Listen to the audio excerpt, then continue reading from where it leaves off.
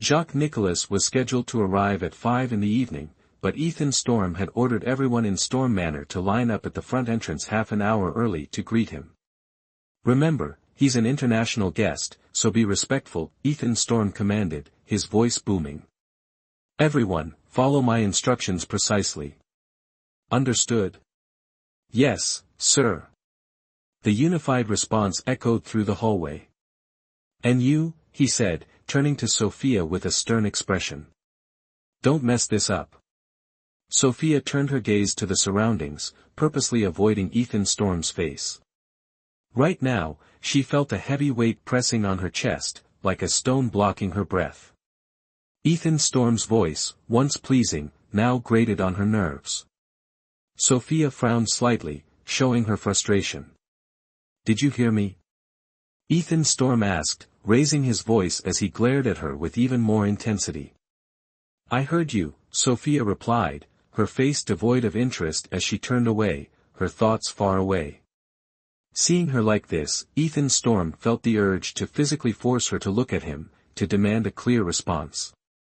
The idea of her ignoring him, even in the smallest of ways, sparked a rare frustration in him, one that he was determined to stamp out before the evening's crucial event. Ethan Storm's hand barely had a chance to reach Sophia before Arthur Finch intercepted him, shaking his head. "You can't force her, sir," Arthur Finch advised. "If you keep pushing her while she's angry, it could ruin everything. But if I let her continue like this, she'll ruin my plan." Ethan Storm retorted. "I can't let her do whatever she wants." Arthur Finch noticed Ethan Storm's face turning red with frustration and quickly pulled him aside. "Please listen, sir," he said. "I may not know exactly what you did to upset Sophia, but it's clear she's furious. If you force her now, she might lash out when it matters most. So what's your solution? Let her sulk and spoil tonight's welcome?" Ethan Storm folded his arms, glaring at Sophia's retreating back. "Trust me, sir. Sophia is determined to make this opportunity count. She wants to go home more than we think." Arthur Finch had seen how hard Sophia worked to master the etiquette drills. No matter how many times the book on her head fell, she kept picking it up, even as her body ached from the strain. "Please, don't push her further," Arthur Finch urged. Ethan Storm felt a bit embarrassed by Arthur Finch's earnest gaze. He gave a reluctant grunt, signaling his agreement. Storm Manor stood halfway up a mountain, surrounded by evergreen trees. The long driveway leading to the entrance was shaded by tall trees planted in the style of the previous century, and at its end was an elaborate fountain designed like a floral arrangement, with water gushing like blossoming petals. From a distance, a sleek black Bentley rolled toward the estate, its engine's hum alerting the waiting staff. "Get ready," Ethan Storm commanded, prompting everyone to assume their positions as rehearsed. As Jacques Nicolas stepped out of the Bentley, the staff bowed deeply, presenting an orderly and respectful greeting that left Jacques momentarily stunned. "Bonjour," Jacques Nicolas greeted warmly. "Bonjour," Ethan Storm replied smoothly, motioning to Sophia beside him. "C'est mon épouse. This is my wife." Sophia watched the exchange in confusion, completely lost in the unfamiliar language. Her gaze quickly shifted to observe Jacques Nicolas himself. He was tall, even taller than Ethan Storm, towering over her like a giant. Jacques Nicolas had golden hair, though there was a hint of balding, which he cleverly covered with a small hat. He wore a red and black striped vest paired with bright yellow trousers, creating a distinctly eccentric but fashionable look. "Sophia, this is Mr. Nicolas," Ethan Storm prompted, though his smile was more of a veiled warning than a warm gesture. Ignoring Ethan Storm, Sophia smiled politely at Mr. Nicolas without saying a word. Jacques Nicolas took her hand and, in a formal gesture, leaned in to kiss it. Immediately, Sophia felt something soft and wet on her hand and shrieked in horror. Disgusted, she pulled her hand away as quickly as possible. Jacques Nicolas looked puzzled, clearly not understanding her reaction. "My apologies. My wife isn't accustomed to Western greetings, Ethan Storm quickly interjected, pulling Sophia behind him and offering Jacques an apology. Perhaps we should go inside. At Ethan Storm's signal, Arthur Finch led Jacques Nicholas into Storm Manor. The moment Jacques was out of earshot, Ethan Storm turned to Sophia with a scowl. You fool! Do you realize you almost ruined everything? Being called a fool only fanned Sophia's already simmering frustration. She shot back, well, if I'm such a fool, maybe I should have slapped that creep instead. Ethan Storm's face darkened at her defiance, but Sophia ignored him and stomped into the manor with a huff, cheeks puffed in frustration. The arrogant Ethan Storm, he was nothing but a bully. Sophia crossed her arms, cheeks puffed in anger as she fumed silently. This time, she wouldn't yield, absolutely wouldn't back down. You're not going anywhere. Ethan Storm rushed after her, grabbing her arm from behind. What is it that you really want? His voice betrayed a rare hint of frustration. For the first time in his life, Ethan Storm felt powerless against a woman. Narrator's note, no funny ideas, please. Readers, it's you who's thinking funny, not us. What do I want? Sophia shot back, a scornful laugh escaping her lips. Humph, Ethan Storm, shouldn't I be asking you what you want? From the beginning, he'd constantly pressured her with the 100,000 yuan debt, always using her family's well-being as a bargaining chip. And now, here he was, coming after her to ask what she wanted. Ridiculous, truly absurd. It was as though she was the villain here, some demon bullying the pure, innocent, kind-hearted Ethan Storm. Sophia. Ethan Storm finally spoke, voice tight and tinged with an uncharacteristic awkwardness. It was the first time Sophia had ever heard Ethan Storm say her name, and it felt strangely unfamiliar. Until now, she'd only ever heard him call her, that woman, you useless woman, or idiot. But today, he'd actually said her name, Sophia. Inexplicably, she felt a little ripple in her heart, an unanticipated stir. Please. Ethan Storm placed both hands on Sophia's shoulders, his eyes filled with an intense sincerity she hadn't seen before. Jacques Nicholas is extremely important to me. I can't afford to lose this client. So, please. Sophia was stunned. She had never seen Ethan Storm this serious, nor this earnest. Watching him like this left her surprised, even a little moved. His momentary vulnerability softened her resolve, but she couldn't easily overlook the fact that he had torn her precious handkerchief. If you apologize, I might be able to forgive you, Sophia replied. You. Ethan Storm glared at her, but, realizing how crucial it was to impress this valuable client, swallowed his pride. Fine, he muttered through gritted teeth, I admit I was wrong. Satisfied? That'll do, I suppose, Sophia grinned, suddenly feeling much better. It seemed today was truly her lucky day. Not only had she managed to get Ethan Storm to use her actual name, but she'd even made him apologize. What a victory! By the time they reached the dining room, Sophia's mood had improved considerably. Where there had once been only frowns, there was now a subtle smile. The table was filled with an array of dishes prepared meticulously by the household staff, each one as enticing as the last. However, Jacques Nicholas sighed with disappointment and shook his head. Is something unsatisfactory, Monsieur Nicholas? Ethan Storm noticed Jacques Nicholas's expression and asked politely. Je voudrais manger que votre épouse prépare, Jacques Nicholas responded. I want to taste a dish made by your wife. Hearing this, Ethan Storm frowned, visibly uncomfortable. Jacques Nicholas's request was not something Ethan could easily deny, after all, he was a distinguished guest. But how could he be certain that Sophia would be able to make anything refined enough to satisfy Jacques Nicholas? What are they saying? Sophia asked, observing the exchange. She turned to Arthur Finch beside her. Do you understand? A little, Arthur Finch replied. The gentleman isn't happy with the food on the table. He says he wants to try something made personally by you, Miss Sophia. But the master is in a bit of a bind, trying to make excuses. What's the big deal? If he wants it, I'll cook it for him. Sophia rolled up her sleeves enthusiastically. Arthur Finch, tell that Nicholas fellow to give me a minute. And with that, Sophia hurried off to the kitchen. The last time she'd made food, Ethan Storm had thrown it all out. This time, she was determined to make everyone sing her praises. What is this? Ethan Storm's voice was laced with displeasure as he eyed the bowl of thick soup on the table. He looked at Sophia in exasperation. How could you serve this to my distinguished guest?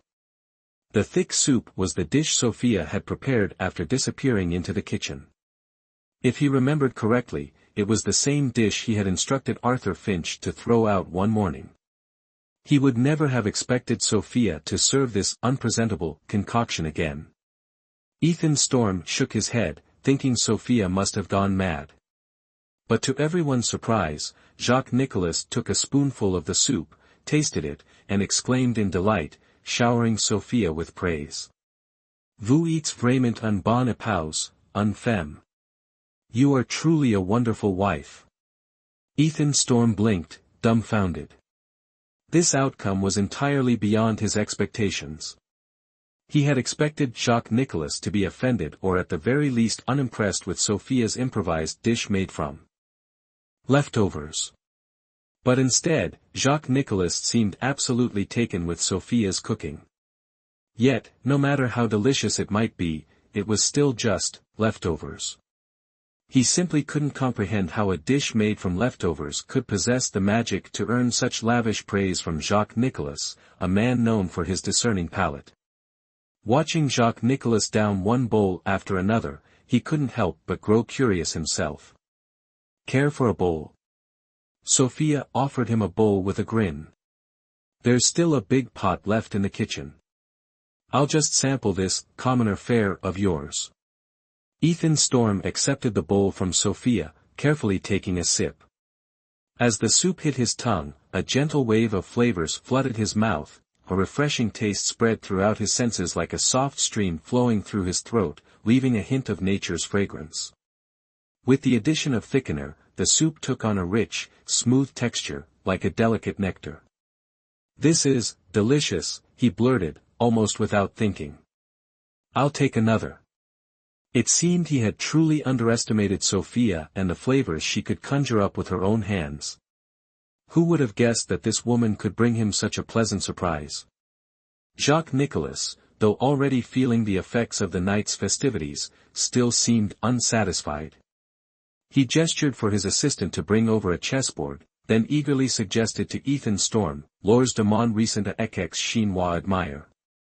Note, I've recently taken a liking to Chinese chess, care to join me for a match? Chinese chess. Ethan Storm looked uneasy. This was not his strong suit. Let me.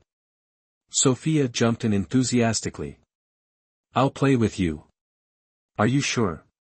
Ethan Storm eyed Sophia doubtfully. You don't even read, how could you know Chinese chess? Don't underestimate me.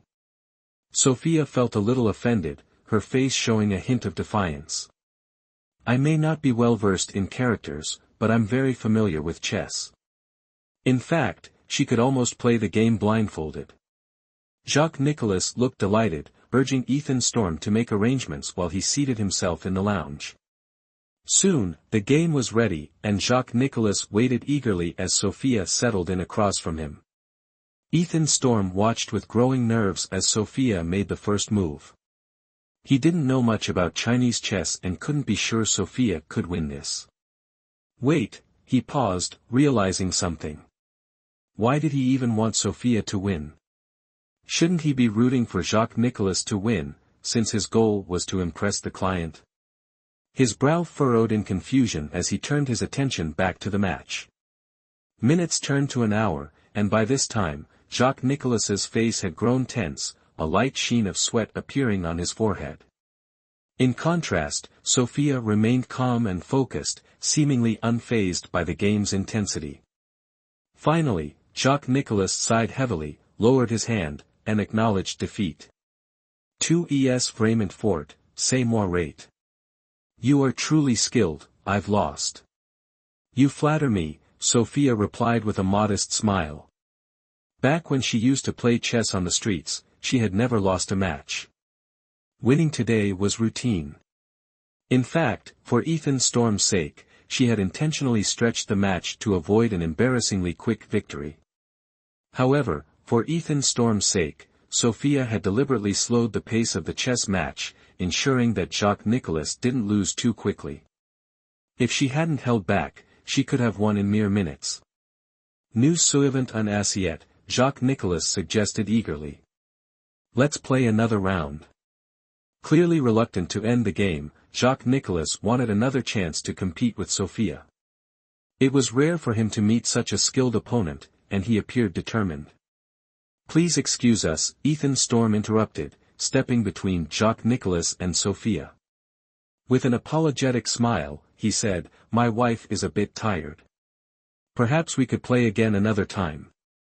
Jacques-Nicolas glanced at the clock and, realizing it was already 8 in the evening, laughed and lightly smacked his own forehead. What an idiot I am. Alors que nous pouvons parler de actions plus de temps environ. Very well, we'll continue our discussions next time, he said. Agreed, replied Ethan Storm, feeling a wave of relief. At last, his guest seemed satisfied and ready to depart. As night fell, the sleek Bentley smoothly descended the winding mountain road. Inside, Jacques-Nicolas dialed a long string of numbers on his phone. After a single ring, he spoke fluent Mandarin into the receiver. I met her today. She's a charming young woman, truly captivating. I think you'd be pleased with her. It turned out that Jacques-Nicolas knew Mandarin perfectly well. He had only feigned ignorance in front of Ethan Storm, and the reason was obvious. He'd done it for Sophia. A tired, elderly voice responded on the other end. If even you say that, then she must be impressive. Take care and rest well. I expect Ethan Storm will be coming to see you tomorrow, so you can set everything in motion then. I understand. Jacques-Nicolas hung up, turning to gaze out at the dark scenery passing by. A sigh escaped him as the night deepened, enveloping the world outside in shadows. Watching the flickering shapes in the darkness, he couldn't help but feel a pang of melancholy. The struggle and strife among the elite were just as people said, never-ending. The Storm Corporation, outwardly so serene, was embroiled in a covert battle for succession. Ethan Storm's sudden announcement of marriage had been no coincidence. The purpose behind it was clear. Everything he did was for the Storm Corporation's inheritance. Seeing off Jacques-Nicolas, everyone in the Storm household finally breathed a collective sigh of relief, as the tense atmosphere lightened considerably. All the credit for Jacques-Nicolas's cheerful departure was due to Sophia. Miss Sophia, who would have thought you had such skills? Truly impressive. Arthur Finch and the staff surrounded Sophia, lavishing her with compliments.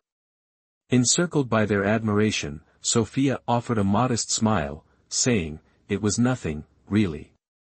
Even she hadn't expected that her cooking and a game of chess would leave Jacques-Nicolas so pleased that he would even suggest meeting again. Ahem, Ethan Storm coughed lightly as he approached. Everyone noticed his stern expression and sensibly stepped back. Young master, Arthur Finch observed Ethan Storm's face carefully, and upon seeing no sign of anger, he breathed a quiet sigh of relief. Young master, Miss Sophia performed admirably today. Ethan Storm replied, his voice subdued as he glanced away, unable to meet Sophia's gaze. Earlier, while watching her play, he'd been taken aback by her poise and confidence. Previously, he'd seen Sophia as a simple girl from the countryside, lacking in education or refinement. But just now, he had glimpsed a rare light in her, one that held his attention unexpectedly. Snapping himself out of his thoughts, Ethan Storm addressed her directly. Sophia, he called, his tone serious as he focused on her. Surprised by his sudden shift, Sophia stood still, wondering if she had done something wrong. You knew Jacques Nicolas was an important client of mine, so why did you let him lose? Ethan Storm's question held a trace of restrained irritation, although it was almost imperceptible. Sophia blinked in mild shock, surprised at the question. Actually, she organized her thoughts, then replied, I was intentionally holding back. If she had played at her true level, she could have ended the match in minutes. She had stretched it out solely to spare Ethan Storm's guest from embarrassment. Besides, Sophia added, purposely losing would have only offended him. Most players despised being condescended to, and would feel insulted by such insincerity. Arthur Finch seized the moment to mediate, young master, Miss Sophia did all of this for your sake. Let's not dwell on it. Hearing that she had done it for him, Ethan Storm let a faint smile cross his face. Without another word, he turned and ascended the stairs. Back to etiquette practice, he called over his shoulder. After taking a few more steps, he paused, still facing away. And one more thing, tomorrow, I'll be introducing you to someone. Who? Sophia asked, a hint of curiosity and apprehension as she gazed at Ethan Storm's tall figure. Her instincts told her that whoever she would meet tomorrow would be significant, perhaps even more intimidating than Jacques Nicolas. My grandfather, Ethan Storm answered, his tone carrying a weight that was hard to miss. He continued up the stairs, feeling as though a heavy burden lay ahead. The time had come. Tomorrow would mark a turning point, the very moment he had been preparing for. Listen closely, Ethan Storm said gravely to Sophia as they readied themselves to leave the next day. No matter what my grandfather asks, you need only respond with yes. Got it? Sophia nodded blankly, following Ethan Storm into the car. As the car sped down the road, scenes outside the window blurred into streaks of color. Soon, they arrived at a grand estate that seemed larger and more luxurious than even Storm Manor. The air was crisp and refreshing, like the cool after a summer rain. Breathing in deeply felt as though one were savoring a fresh mint. Sophia marveled at the sight, these grand homes extended far beyond the horizon. Let's go, Ethan Storm called, breaking Sophia's reverie as he led the way. Was this where Ethan Storm's grandfather lived? She followed closely, feeling more nervous with each step as they approached the main entrance. Young Master Ethan Storm, greetings, 2 rows of neatly lined up servants greeted them as they appeared. As Ethan Storm came into view, the servants all bowed respectfully. At the front stood an older man with silvery hair, his face marked by a few wrinkles, suggesting he was perhaps around 50. Ethan Storm glanced at Alfred and said, Alfred, I'm here to see grandfather. Alfred gave a quick look at Sophia, then replied, Please follow me. Ethan Storm took a deep breath, clenching his hands at his sides. Sophia noticed the tension in him and thought, so, even he gets nervous. Following Ethan Storm step by step, Sophia walked ahead. Alfred led them to a large door on the 3rd floor, knocked lightly, and announced, Master, young Master Ethan Storm and the young mistress have come to see you. Come in, a frail, elderly voice answered from inside, barely audible. Alfred opened the door, stepping aside for Ethan Storm and Sophia to enter. As they stepped inside, Sophia felt a sense of surprise. The room was small, barely half the size of her own bedroom. It was stark, with only a bed and a few chairs. In stark contrast to the grandeur outside, this room was plain and humble. On the bed lay an elderly man, his hair snow-white, his beard thick and long, and his face etched with deep wrinkles. His eyes opened slowly as he sensed their presence. Grandfather. Ethan Storm called with joy as the old man opened his eyes. I've brought Sophia to meet you. Sophia, greet grandfather. Hello, grandfather, Sophia stammered, blushing. She lowered her head, feeling too shy to look at him directly. How old are you? The elderly man asked in a rough voice. I asked how old you are, he repeated, fixing his gaze on Sophia, his eyes unmoving. 18, Sophia replied, glancing up at Ethan Storm's grandfather. His aged eyes were clouded and inscrutable, like an endless abyss. Do you love Ethan Storm? He asked, his gaze still locked on Sophia. The question stunned everyone present. Sophia froze, looking over at Ethan Storm. How was she supposed to answer this? Their marriage was purely contractual, she certainly didn't love him. But Ethan Storm gave her a subtle nod, urging her to stick to the script they had discussed. Yes, Sophia replied, closing her eyes and uttering the lie. Once again, she was lying. The last time had been in front of the sacred image of Jesus, and now, it was in front of Ethan Storm's honorable grandfather. Hearing her answer, the elderly man smiled. Finally, his gaze drifted away from Sophia's face and out the window. After a long pause, he sighed, Ethan Storm, he's been without his parents since he was young, so take good care of him. He reached out his hand, which was thin, skeletal, and covered in wrinkles. Sophia rushed forward, taking his hand in hers, only to find it was ice-cold, sending a chill through her. Ethan Storm. Yes, Ethan Storm replied, hurrying to his grandfather's side and kneeling down. You married within the set time frame, as agreed.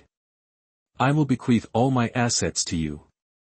Ethan Storm's face lit up with relief and joy. Thank you, grandfather, Ethan Storm said happily. Rest assured, Sophia and I will work together to grow Storm Enterprises. His grandfather showed no sign of happiness at his words. Instead, he sighed deeply and said, Ethan Storm, he paused for a moment, then continued, you and Sophia must strive for happiness. Both Ethan Storm and Sophia were taken aback. Happiness? Could they even speak of happiness now? One of them had agreed to the marriage for $10,000. The other had married for the chance to inherit Storm Enterprises. Could two people with such intentions really find happiness together? As they left the estate, Arthur Finch stretched, saying cheerfully, the grounds here are stunning, aren't they? Compared to the grounds at Storm Manor, this place was expansive and beautiful. The air was so pure it felt untouched by pollution, making it easy to fall in love with the atmosphere here. Arthur Finch glanced over, catching sight of a large rose garden, and excitedly called out, Miss Sophia, look, there's a rose garden. Roses, Sophia murmured, her face clouding with a pensive expression. She frowned, shaking her head as though unwilling to look at the roses. Arthur Finch. Seeing him in rare high spirits, Ethan Storm smirked and, in an uncharacteristically good mood, announced, we'll be moving here tomorrow. Really? Arthur Finch gasped, looking at Ethan Storm in shock. But what about the master? My grandfather will be moving to the villa on Kongshan tomorrow. Grandfather had just left, which meant that this house and the Storm Corporation now completely belonged to Ethan Storm. Finally, I've waited so long for this day. Ethan Storm spread his arms wide, welcoming the gentle breeze as he shouted joyfully. At that moment, he stood on the steps, looking down at everything below, exuding the air of a king. The breeze brushed across his finely sculpted face, ruffling his dark hair on both sides. His deep black eyes glimmered with a triumphant light. Sophia watched him, momentarily stunned. Congratulations, young master. Now we can finally settle down, Arthur Finch said, clapping, his face beaming with joy. However, Ethan Storm dismissed Arthur Finch's words, his expression serious as he replied, You're wrong, Arthur Finch. The battle is far from over, this is only the beginning. A battle? Hearing Ethan Storm's words, Sophia felt a tightening in her chest. She looked at Ethan Storm closely, studying him seriously for the first time. Yet, the more she looked, the more unnerved she became. It seemed her new husband was far from simple. On the way back, Sophia kept replaying Ethan Storm's words, remaining silent, her head bowed in thought. Her silence only deepened the strange quietness in the car. Outside the car window, the sky had turned a dark gray, shrouded by thick clouds. Occasionally, thunder rumbled through the clouds, followed by flashes of lightning. It looked like rain was on its way. Ethan Storm. Finally, Sophia's voice broke the silence in the car.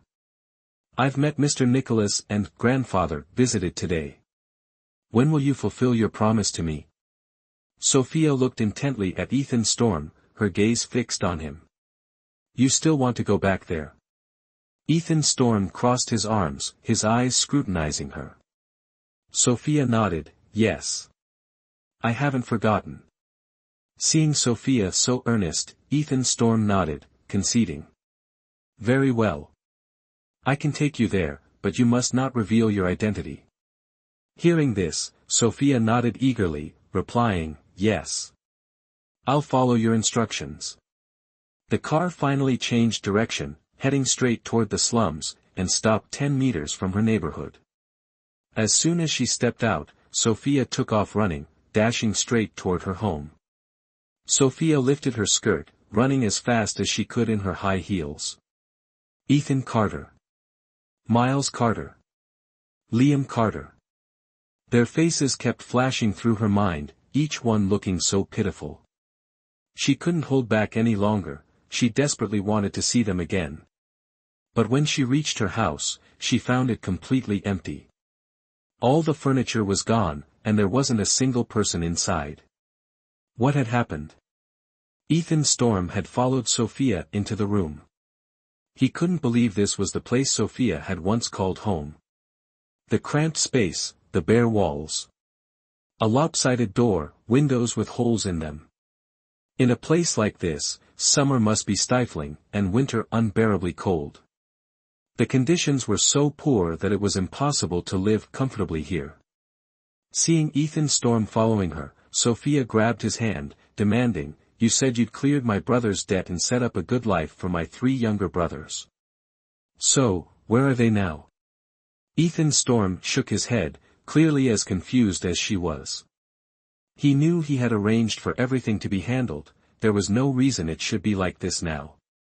Sophia, please calm down, Ethan Storm said, gently patting her shoulder. I'll have someone investigate this thoroughly. Don't worry. Sophia nodded, sniffling softly.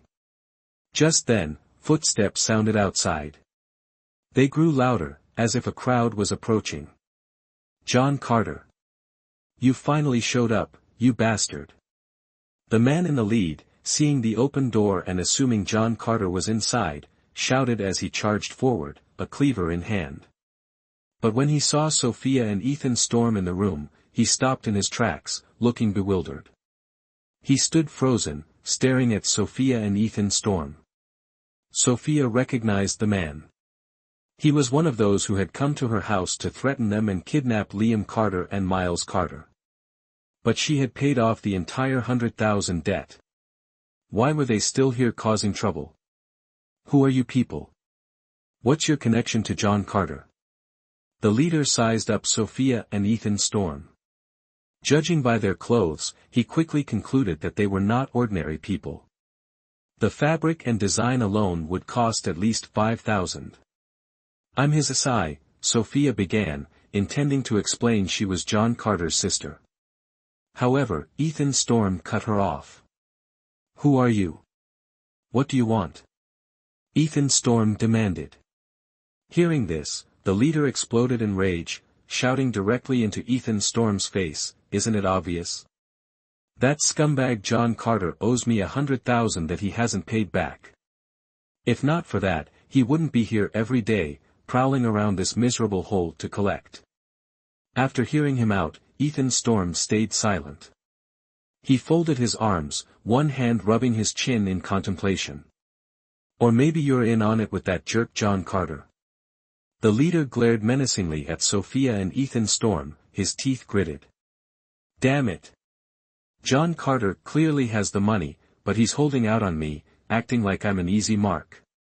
At that moment, Sophia and Ethan Storm understood everything.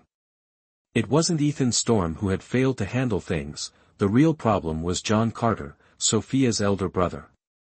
Ethan Storm had arranged for the 100,000 yuan to be delivered directly to Sophia's brother, but who would have thought that after receiving the money, John Carter would take off with the 3 kids without paying off his debts. Now, the loan sharks had made Sophia's house their regular haunt, watching it like hawks. Ethan Storm calmly pulled out a checkbook from his pocket and tore out a slip, writing a sum on it before tossing it at the leader. "Take the money and scram. Don't let me catch you around here again."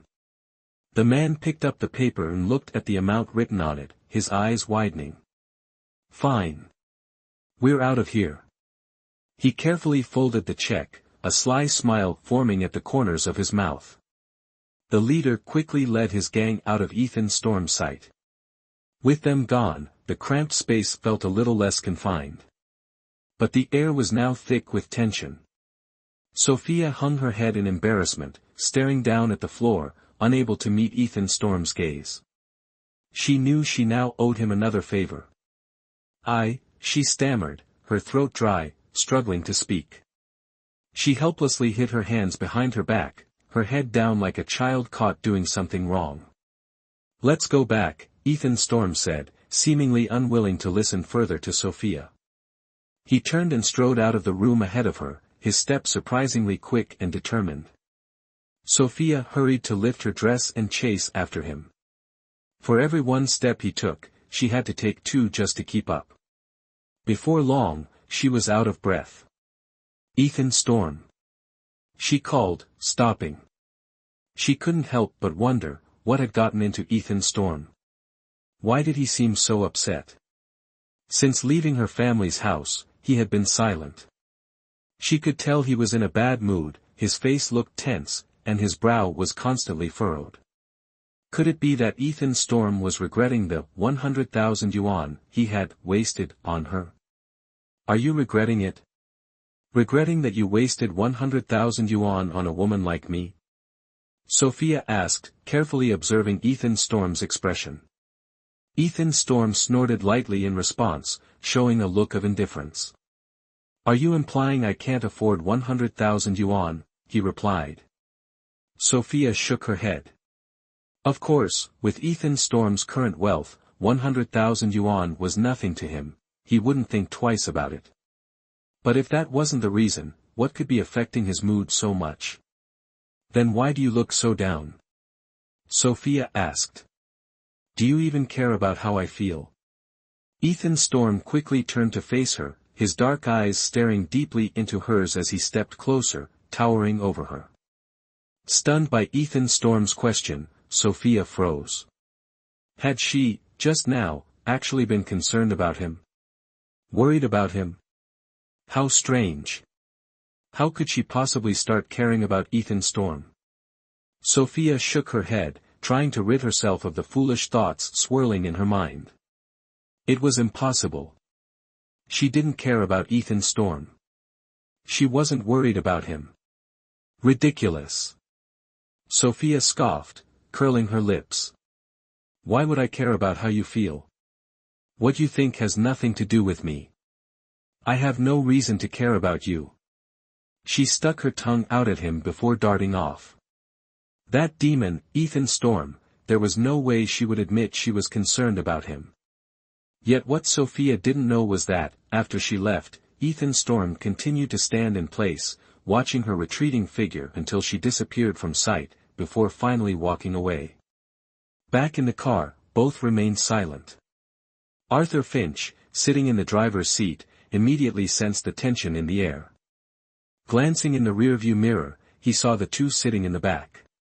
Ethan Storm leaned his chin against his hand, his head tilted as he stared out the window, his brows slightly knit together, clearly in a foul mood.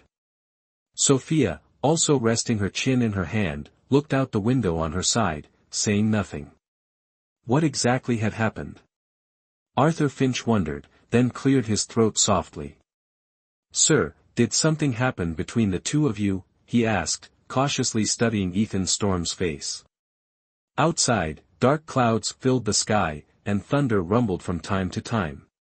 The atmosphere inside the car felt just as stifling and oppressive as outside. "Humph," Ethan Storm huffed, shooting a look at Sophia and responding, "Nothing." But Arthur Finch knew better. In all his years with Ethan Storm, he had mastered the art of reading the room. From Ethan Storm's mannerisms and expressions just now, he could tell his boss's foul mood was somehow connected to Sophia. So Arthur Finch quickly changed the topic, asking Sophia, "So, Miss Sophia, did you get to see your family?" Hearing his question, Sophia's face immediately fell. She was silent for a long while before she finally replied, "No," just as he suspected, something had indeed happened. Arthur Finch raised an eyebrow, waiting for Sophia to elaborate. "It turns out my brother didn't pay the debt. He even took my 3 younger brothers and fled. When we went back just now, we ran into the loan sharks. In the end, Ethan Storm paid 100,000 yuan for me," Sophia said slowly, glancing at Ethan Storm with a look of guilt. But Ethan Storm didn't pay her any attention, still staring out the window. Sophia sighed and fell silent. Watching this, Arthur Finch began to piece things together. Sophia might not fully understand, but he certainly did. He finally understood why his master was so downcast. The reason, of course, was Miss Sophia. It wasn't about the 100,000 yuan, Ethan Storm had never cared about that money. No, the real reason for Ethan Storm's displeasure, no, better said, his heartache, was none other than Sophia herself.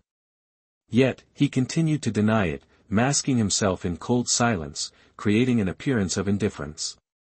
But Arthur could see through it. This outer aloofness was just a facade, a cover for the inner turmoil and helplessness. No matter how hard he tried to disguise it, his small actions and glances gave him away. At this thought, Arthur Finch chuckled quietly to himself. He didn't expose the truth, only smiled knowingly. Whoever said there was no chance for happiness between Ethan Storm and Sophia? To Arthur, happiness might already be quietly creeping up on them. All they needed now was to open up to each other, to recognize their true feelings. Back at Storm Manor, Sophia looked quite bedraggled. Her hair was damp, and water occasionally dripped from the ends. Her rain-soaked dress clung to her, making the fabric semi-transparent, revealing hints of her soft pink undergarments beneath. She hadn't expected the tire to blow out halfway back, nor did she expect the sudden downpour. Reluctantly, they'd had to make a run for it back to Storm Manor. Sophia shivered as a cold chill ran through her. "Put this on." Ethan Storm shrugged off his coat and placed it around Sophia's shoulders, speaking coolly. Obliging, Sophia took his coat, draping it around herself. Yet Ethan Storm seemed unsatisfied. He adjusted the coat himself, even buttoning it up. He made sure Sophia was wrapped warmly in the oversized coat. "Arthur Finch, take Sophia to her room," Ethan Storm commanded once he'd finished. "Yes, sir." Arthur Finch nodded, quickly escorting Sophia upstairs. And his heart filled with quiet joy.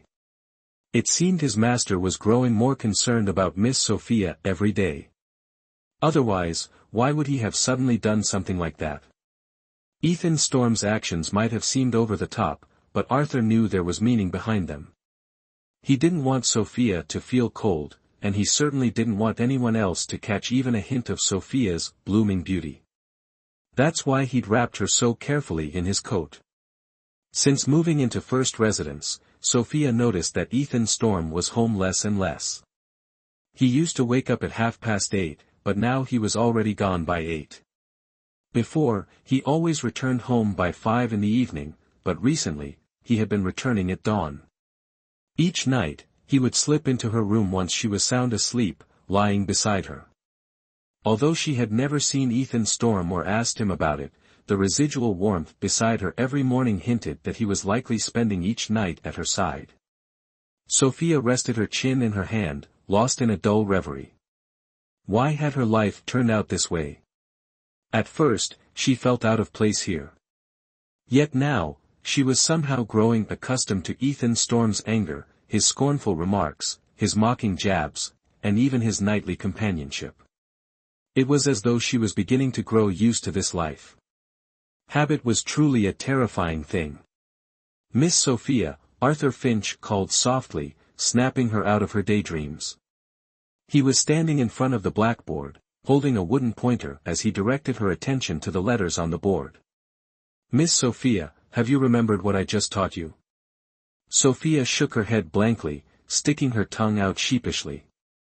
She had been lost in thought about Ethan Storm and didn't pay attention to Arthur Finch's lesson. Sigh. She shook her head, thinking to herself that something was strange with her these days. What was so intriguing about that tyrant?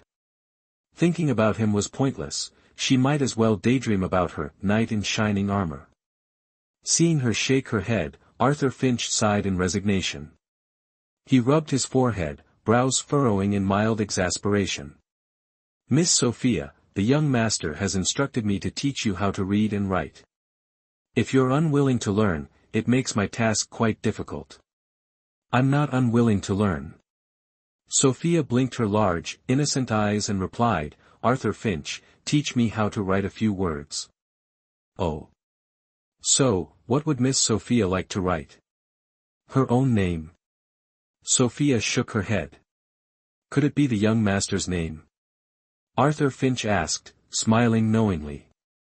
"Why would I want to write that tyrant's name?" Sophia pouted, her cheeks puffing up in irritation. "Then whose name is it?" Arthur Finch wondered. Not her name, not the young master's, could it be his own? Arthur Finch took 3 steps back, staring at Sophia as though she were a peculiar creature. "Where is your mind wandering off to?" Sophia immediately yelled, recognizing the odd glint in his eyes and knowing he had misunderstood. She pulled a handkerchief from the drawer. The last time, Ethan Storm had torn her handkerchief, but she had quietly mended it afterward. Fortunately, the embroidered initials weren't damaged, and she had managed to restore it well enough. "I want to write the letters on this handkerchief." Sophia pointed to the embroidered _Y initials on the fabric. "Oh, so Miss Sophia wants to learn some English," Arthur Finch observed, noting the English letters. "If the young master knew how dedicated you were, I'm sure he'd be deeply moved." Sophia rolled her eyes silently, avoiding Arthur Finch's gaze. "Y, Arthur Finch murmured, eyeing the initials thoughtfully. "It almost looks like someone's initials." "What's wrong?" Sophia looked at him curiously, noticing his blank expression. She waved her hand in front of his face, asking, "Is there something wrong with the handkerchief?" Arthur Finch shook his head. "No, it's just that," he paused, feeling a bit uneasy as he glanced at Sophia. If he wasn't mistaken, the tear in the handkerchief was undoubtedly Ethan Storm's doing, and the reason was quite clear. Men, after all, don't like seeing their wives holding on to another man's belongings. The moment he saw it, jealousy was inevitable. No matter how much Ethan Storm might try to deny it later, the truth was already out there, undeniable. And now, Sophia wanted to write more initials on the handkerchief. She wouldn't write just any word. Why did she insist on writing those Latin characters on a handkerchief first? If young Master Ethan found out. Thinking of this, Arthur Finch broke into a cold sweat.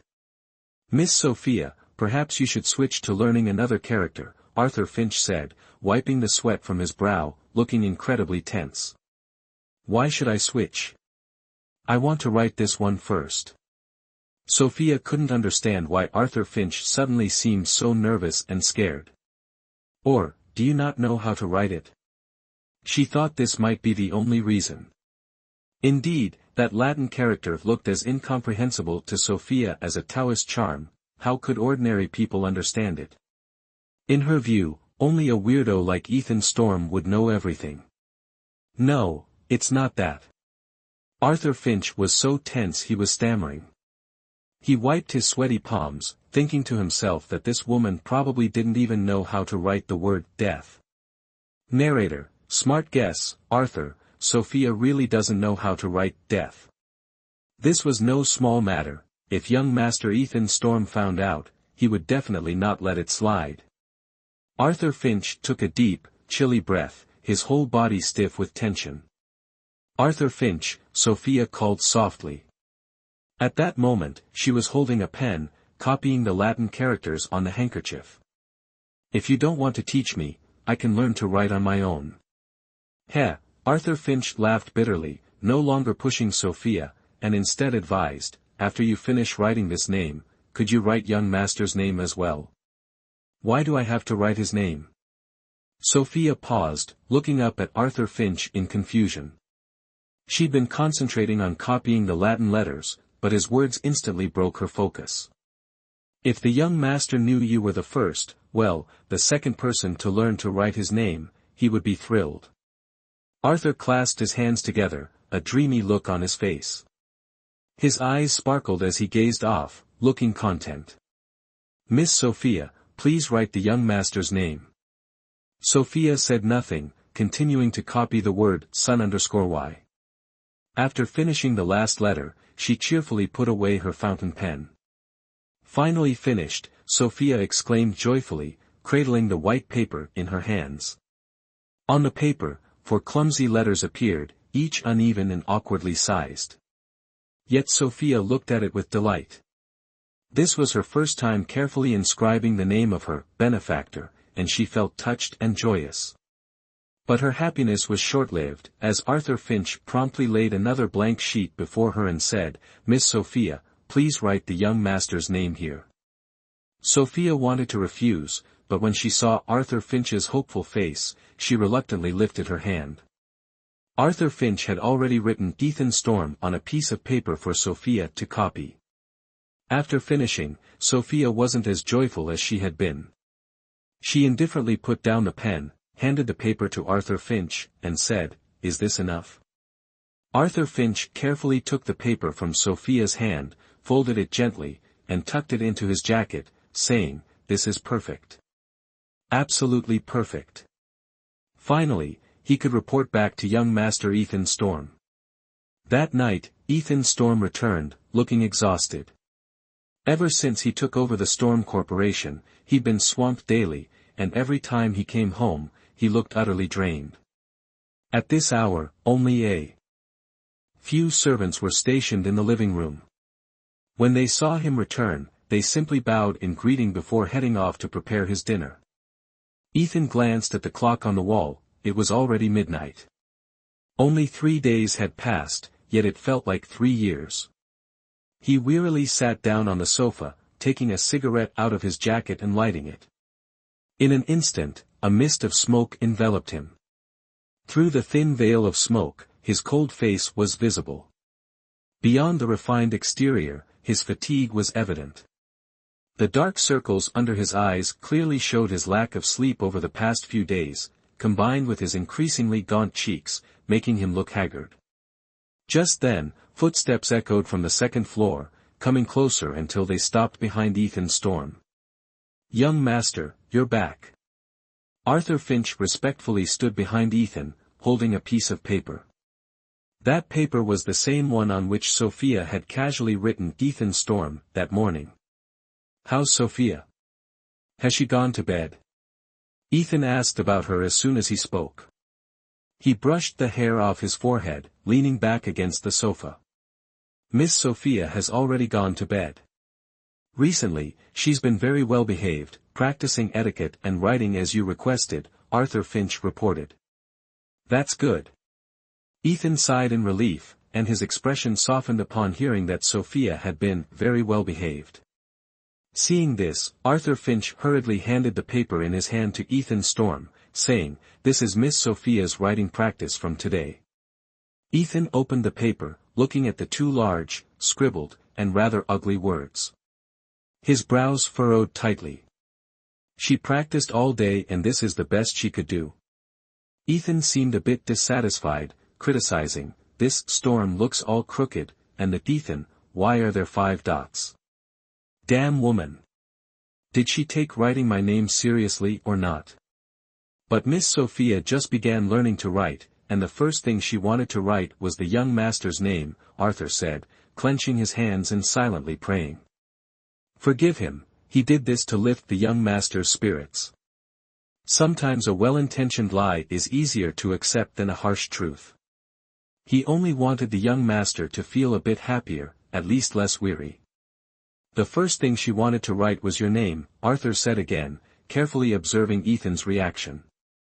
Ethan's lips lifted slightly, a glimmer of a smile appearing on his face. However, that smile was like a shooting star, a fleeting moment, quickly appearing and disappearing, leaving one wondering if it was ever there. Seeing this, Arthur was a bit surprised, feeling more confident in his decision. It seemed his risky move might have been the right one. Is that so? Ethan murmured, then quietly tucked the paper away. Absolutely true, Arthur affirmed, nodding eagerly. Hearing this, Ethan felt a warmth in his chest, his earlier exhaustion fading away in an instant. He smiled and slowly rose. Young master, are you? Arthur inquired. Ethan turned and simply replied, don't stay up late, you should sleep too. With that, he headed upstairs. Arthur remained behind, a knowing smile forming on his face. Ethan quietly entered Sophia's room, moving stealthily to the side of her bed. He lifted a corner of the blanket and slipped underneath. Instantly, his cold body was enveloped in warmth. This warmth flooded over him, melting away all his fatigue and worries. He could hear her steady breathing beside him, a soft, gentle sound that suggested a deep, peaceful sleep. Ethan slowly moved closer, inch by inch, until he was right next to her. He reached out his hands, embracing her from behind, one hand resting on her waist. When his cold hand touched her warm, soft skin, it felt like ice melting in the spring sun. Ethan narrowed his eyes slightly, feeling a deep satisfaction. This peaceful, comforting feeling was something he hadn't experienced in a long time. Just then, Sophia murmured softly and turned over. Ethan quickly withdrew his hand, holding his breath. He opened his eyes wide, gazing at her face just inches away, feeling his own breath quicken. His cheeks burned, as if two small flames were flickering on them. Ethan Storm, in the stillness of the room, Sophia's soft whisper echoed. Ethan froze in surprise. He looked at her uncertainly, hardly able to believe she was dreaming about him in the middle of the night. Thinking of this, a small thrill of happiness stirred within him. He couldn't help but smile. You demon. Sophia muttered a few more words and turned over again. Her sleep-talking sent Ethan's emotions on a roller coaster, fluctuating wildly. One moment he was in heaven, the next he was plummeting to the depths. Ethan's face darkened, blending into the shadows around him. Damn woman. She's even insulting me in her sleep. He gritted his teeth, glaring at Sophia's peaceful sleeping face. But instead of getting truly angry, he gently pulled the blanket over her again and placed a light kiss on her forehead. Ah! The next morning, a scream of shock echoed through the residence, loud enough to wake nearly all the servants. What on earth happened? All the servants gathered in front of Sophia's bedroom door, whispering among themselves. When Arthur Finch arrived, the hallway was already packed with onlookers. What are you all standing here for? Get back to work. Arthur barked, stepping forward to shoo away the curious servants. After they dispersed, Arthur simply gave a mysterious smile. With his hands clasped behind his back, he looked smug. The servants might not understand the situation, but Arthur was as clear as day about what was happening. He looked directly at the door, a sly grin spreading across his face. Inside, Sophia stared in shock at the man beside her. It was him. She rubbed her eyes repeatedly and, after the 100th time, finally confirmed that the man next to her was indeed Ethan Storm. Why are you here? Sophia stammered, her words faltering out of sheer fear. Ethan glanced at Sophia, responding with a look of disdain, his tone slightly annoyed. This isn't the first time I've slept beside you, is it really that surprising? Indeed, every night Ethan Storm would sleep beside her, only to leave early in the morning. Sometimes, Sophia wondered if he had ever been there at all. If it weren't for the lingering warmth by her side, she might have thought it was all her imagination. However, that wasn't what struck her as strange. "Aren't you going to work today?" Sophia asked, looking at the clock, which now showed 9 in the morning. Normally, Ethan Storm would already be in his office by now and nowhere near home. Ethan stretched lazily, his eyes still heavy with sleep. He ran a hand through his hair, letting out a loud yawn. "I'm taking the day off." He sat up, and with the movement, his robe slipped off one shoulder, revealing his smooth, bare chest. His loose robe hung on his frame, looking as though a slight breeze would be enough to make it fall off completely. Taking the day off. Was this some kind of joke? But today was only Friday. Sophia looked at Ethan in bewilderment, her heart pounding wildly. She had no idea what this devil was up to. "I'm hungry." Ethan Storm's patience wore thin as he noticed her standing at a cautious distance. He scowled at her and demanded, "Go make me breakfast." "Don't you have servants to cook for you?" Sophia replied. "Besides, didn't you say the kitchen isn't a place for someone like me?" "Now I'm taking back what I said before," Ethan Storm said. "I'm hungry. I want that special soup you made for Mr. Nicholas last time." "This man." Sophia clenched her fists, glaring at Ethan Storm with a frustrated, twisted expression. Could someone tell her what had possessed this man so early in the morning? "One more bowl," Ethan Storm said, holding his bowl out to Sophia. This was his third bowl already. Sophia quietly took the bowl, grumbling internally. She knew her cooking skills well enough and understood the appeal of the special soup. But was it necessary to be so dramatic about it, like Ethan Storm was? He was eating like a starving man, and it was starting to make her nervous. Normally, Ethan Storm ate with refined manners. What was going on today? Sophia stared at him, then went to get more soup for him. After breakfast, as usual, Sophia had to follow Arthur Finch to learn the etiquette of an upper-class lady. But today, something was different. The difference was that there was an extra person in the living room. Ethan Storm sat on the sofa, a newspaper in hand. He pretended to be engrossed in reading, but his attention was focused entirely on Sophia. His gaze occasionally flicked over to her. Ethan's presence was powerful, impossible to ignore, making both Sophia and Arthur glance in his direction. Arthur cleared his throat, thinking that with the young master watching today, he absolutely had to put on his best performance. Sophia, on the other hand, thought, what on earth was this devil plotting to torment her with today? "Miss Sophia, today let's practice the letters we worked on yesterday, shall we?" Arthur Finch suggested, laying out several sheets of paper in front of her. "Miss Sophia, please go ahead." Sophia picked up the fountain pen and rigidly wrote "Sun Y" on the paper. She'd practiced these 4 letters a lot yesterday and had finally made some progress. Yet, the letters were still clumsy, uneven in size, and poorly arranged. "I'm done," Sophia said proudly, holding up the paper, a bright smile on her face. "Arthur Finch, do you think I've improved?" Arthur Finch smiled as he took the paper from her, but his face instantly turned pale as he saw the writing.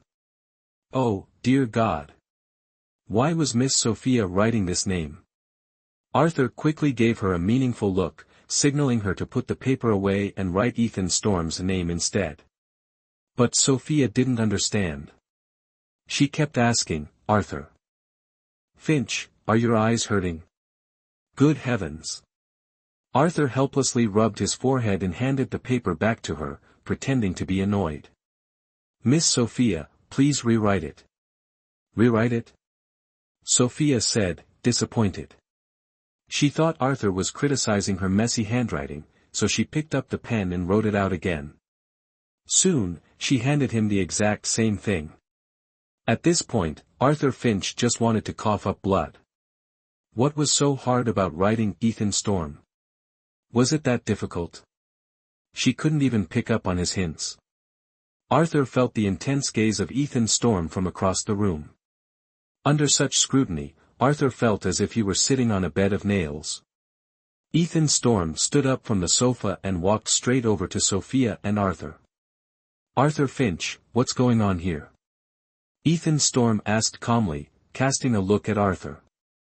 From an outsider's perspective, it looked as though Arthur was deliberately making things difficult for Sophia. So, Ethan purposefully spoke up, aiming to lend Sophia a hand. With Ethan Storm's question, Arthur broke into a cold sweat. One look from Ethan Storm, and Arthur felt as if he'd lost half his life. "And nothing, young master," Arthur replied, lowering his head and nervously wiping the sweat from his forehead with a handkerchief. Seeing Arthur looking so frightened and Ethan Storm acting all menacing, Sophia naturally felt a bit sorry for Arthur. Hands on her hips, she muttered to Ethan, "It's really nothing. I was just practicing my letters, and Arthur Finch didn't like my handwriting." "Don't be hard on Arthur. What are you practicing?" Ethan asked, glancing down at the sheets of paper in front of Sophia. On each sheet were the same crooked, clumsy letters. These were letters he had once seen on the handkerchief that Sophia treasured so dearly. "How long have you been practicing these letters?" Ethan Storm asked casually, as if he didn't care. "Just started yesterday," Sophia replied, not noticing Arthur Finch's horrified expression. "Oh." Ethan raised an eyebrow, feigning mild interest. "Then, which was the first word you practiced yesterday?" "Isn't that obvious?" "Of course, it was, young master." Arthur Finch quickly interrupted, carefully watching Ethan Storm's face, where he could already detect a brewing storm. "Young master, I think you must be tired. Why don't you rest for a while?"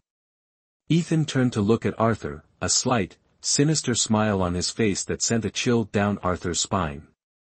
Ignoring Arthur, he took a neatly folded piece of paper from his coat pocket and placed it in front of Sophia, asking, "What about this name?" On the sheet of paper, the name Ethan Storm was clearly written. Sophia looked at the practice writing she'd done yesterday, and with a casual smile, said, "Oh, that's just because Arthur Finch told me to write it." "Wait, how did you get that paper?" she asked, surprised. Ethan nodded, as if everything made sense now. So, the name Ethan Storm wasn't something Sophia intentionally wrote, nor was it the first word she had practiced. It was merely something Arthur Finch had instructed her to add. In the end, his name, Ethan Storm, held less significance to her than the word Sunwai, a name of a stranger she'd met only once. "Humph." Ethan shot Arthur a harsh look before turning around and walking away decisively. "What's wrong with him?" Sophia asked, confused, glancing at Arthur Finch. "Do you know, Arthur Finch?" Arthur hung his head, nodding wearily. Not only did he know, but he understood all too well. He'd been hoping to bring Sophia and Ethan Storm closer, but now. Sigh. "Young Master Ethan Storm, Mr. Nicholas requests to see you," a servant respectfully announced, entering Ethan Storm's study. Ethan put down his newspaper, feeling a bit puzzled. What could Jacques Nicholas want with him at a time like this? He stood, straightened his clothes, and told the servant, "Got it. Go ahead and prepare." Then, as if remembering something, he added, "Oh, and inform the mistress to be mindful of her behavior and mannerisms." "Yes, sir," the servant replied respectfully before leaving. Meanwhile, in the living room downstairs, Jacques Nicholas sat on the sofa. Today, he was dressed sharply in a dark grey suit, with a white shirt and a tie in a deep blue stripe. It was the first time Sophia had seen Jacques Nicholas dressed so formally. She couldn't help but stare, a bit surprised. "Miss Sophia, the soup you made last time was truly delicious. And your skill at chess, truly remarkable." Jacques Nicholas greeted her as soon as he saw her, offering praise. "Wait. So you can speak Mandarin?" Sophia exclaimed in surprise, her eyes widening. "If you already knew Mandarin, then why were you speaking that alien language last time?" she asked. Jacques couldn't help but laugh at the way she described his French as an alien language. It took him a moment to catch his breath before he replied, "Miss Sophia, you're really adorable." He'd never met anyone as innocent and straightforward as Sophia, her charm so natural and unpretentious. Jacques Nicolas looked at Sophia with admiration, feeling increasingly fond of her. How lucky Ethan Storm was to have married such a lovely wife. Hearing his compliment, Sophia blushed, shyly looking down and covering her face. What a shame. If I didn't have pressing matters to attend to, I'd love to play another game of chess with you. Jacques sighed. Apologies, Miss Sophia, but it seems we'll have to save that for another time. No problem, Sophia smiled. So, is there a particular reason for your visit today? I'm here to see Ethan Storm. We need to discuss some financial matters. Just then, Jacques saw Ethan coming down the stairs and stopped speaking. He stood up immediately and walked toward Ethan. Mr. Nicholas, let's discuss this in the study, Ethan said, casting a brief glance at Sophia before quickly looking away, as if he didn't want her to know the purpose of Jacques' visit. Jacques nodded and followed Ethan up the stairs. Left alone in the living room, Sophia rested her chin on her hand and wearily asked Arthur Finch beside her, "Arthur, do you think your young master is hiding something from us?" "Miss Sophia, do you really want to know about the young master?" Arthur Finch looked at her intently, almost as if he was waiting for something. He'd always wanted to see Ethan Storm and Sophia together, and after the recent mishap over the signature, he feared it would be difficult for them to get closer. But now Sophia seemed to have calmed down, and perhaps this was a turning point. So, Arthur patiently asked her again. But to his surprise, Sophia shook her head with a look of disdain, saying, "Who wants to know anything about that demon?" She had asked out of idle curiosity, who said she actually wanted to understand the mind of that devil? Sophia's face darkened as she recalled Ethan Storm's brief glance at her earlier, feeling a twinge of annoyance. She told herself she didn't care, yet deep down, a strange discomfort lingered, making her chest feel tight. Sophia clutched her chest, unable to understand why she was bothered by Ethan Storm's gaze or why his departure left her feeling unsettled. Ding dong. Just then, the doorbell rang, interrupting Sophia's thoughts. "I'll get the door," Sophia said quickly, standing up from the sofa. She needed an excuse to escape, somewhere to sort out her jumbled feelings. But when she opened the door and saw who it was, her emotions became even more tangled. "Hello." Standing at the door was Elio Graves, holding a bouquet of flowers, dressed in a pristine white suit, and greeting her with a bright smile. "You must be Ethan Storm's wife." "Hello, I'm Elio Graves. It's a pleasure to meet you." The sight of Elio triggered memories for Sophia. In her mind, her benefactor and Prince Charming overlapped with the man standing before her. Sophia pressed her hand against her chest, feeling her heart race wildly beneath her palm. She stood there, dazed, feeling as if her soul had left her body. The man she had dreamed of was now standing in front of her, as real as could be. She gently touched her chest, dizzy with excitement. Goodness, was this real? Could this really not be a dream? If this isn't resolved, we have nothing further to discuss. The low, commanding voice of Jacques Nicolas echoed from the second floor. A moment later, he hurried downstairs and headed straight for the door. As he passed by Sophia, he gave her a slight nod of apology before walking past. Ethan Storm followed behind Jacques Nicolas, his face clouded with worry. No matter how he tried to persuade him, the other man was determined to leave. "Young master," Arthur Finch muttered in concern, glancing at Ethan Storm. Arthur guessed that the discussion between Jacques Nicolas and Ethan Storm had likely been significant, and probably something that couldn't be resolved.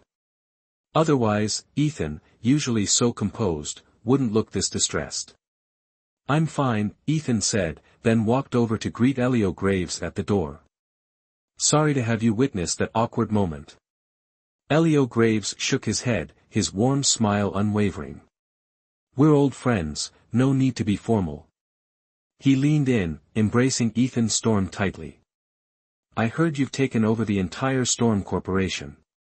Congratulations, truly, a success in both love and business. Ethan cleared his throat, glancing over at Sophia, who was staring at Elio Graves, transfixed. He quickly noticed that since Elio had arrived, her gaze had been glued to him. Feeling a hint of irritation, Ethan put his arm around Sophia, pulling her closer in a display of intimacy. Let me introduce you, he said, looking at Elio with a feigned smile.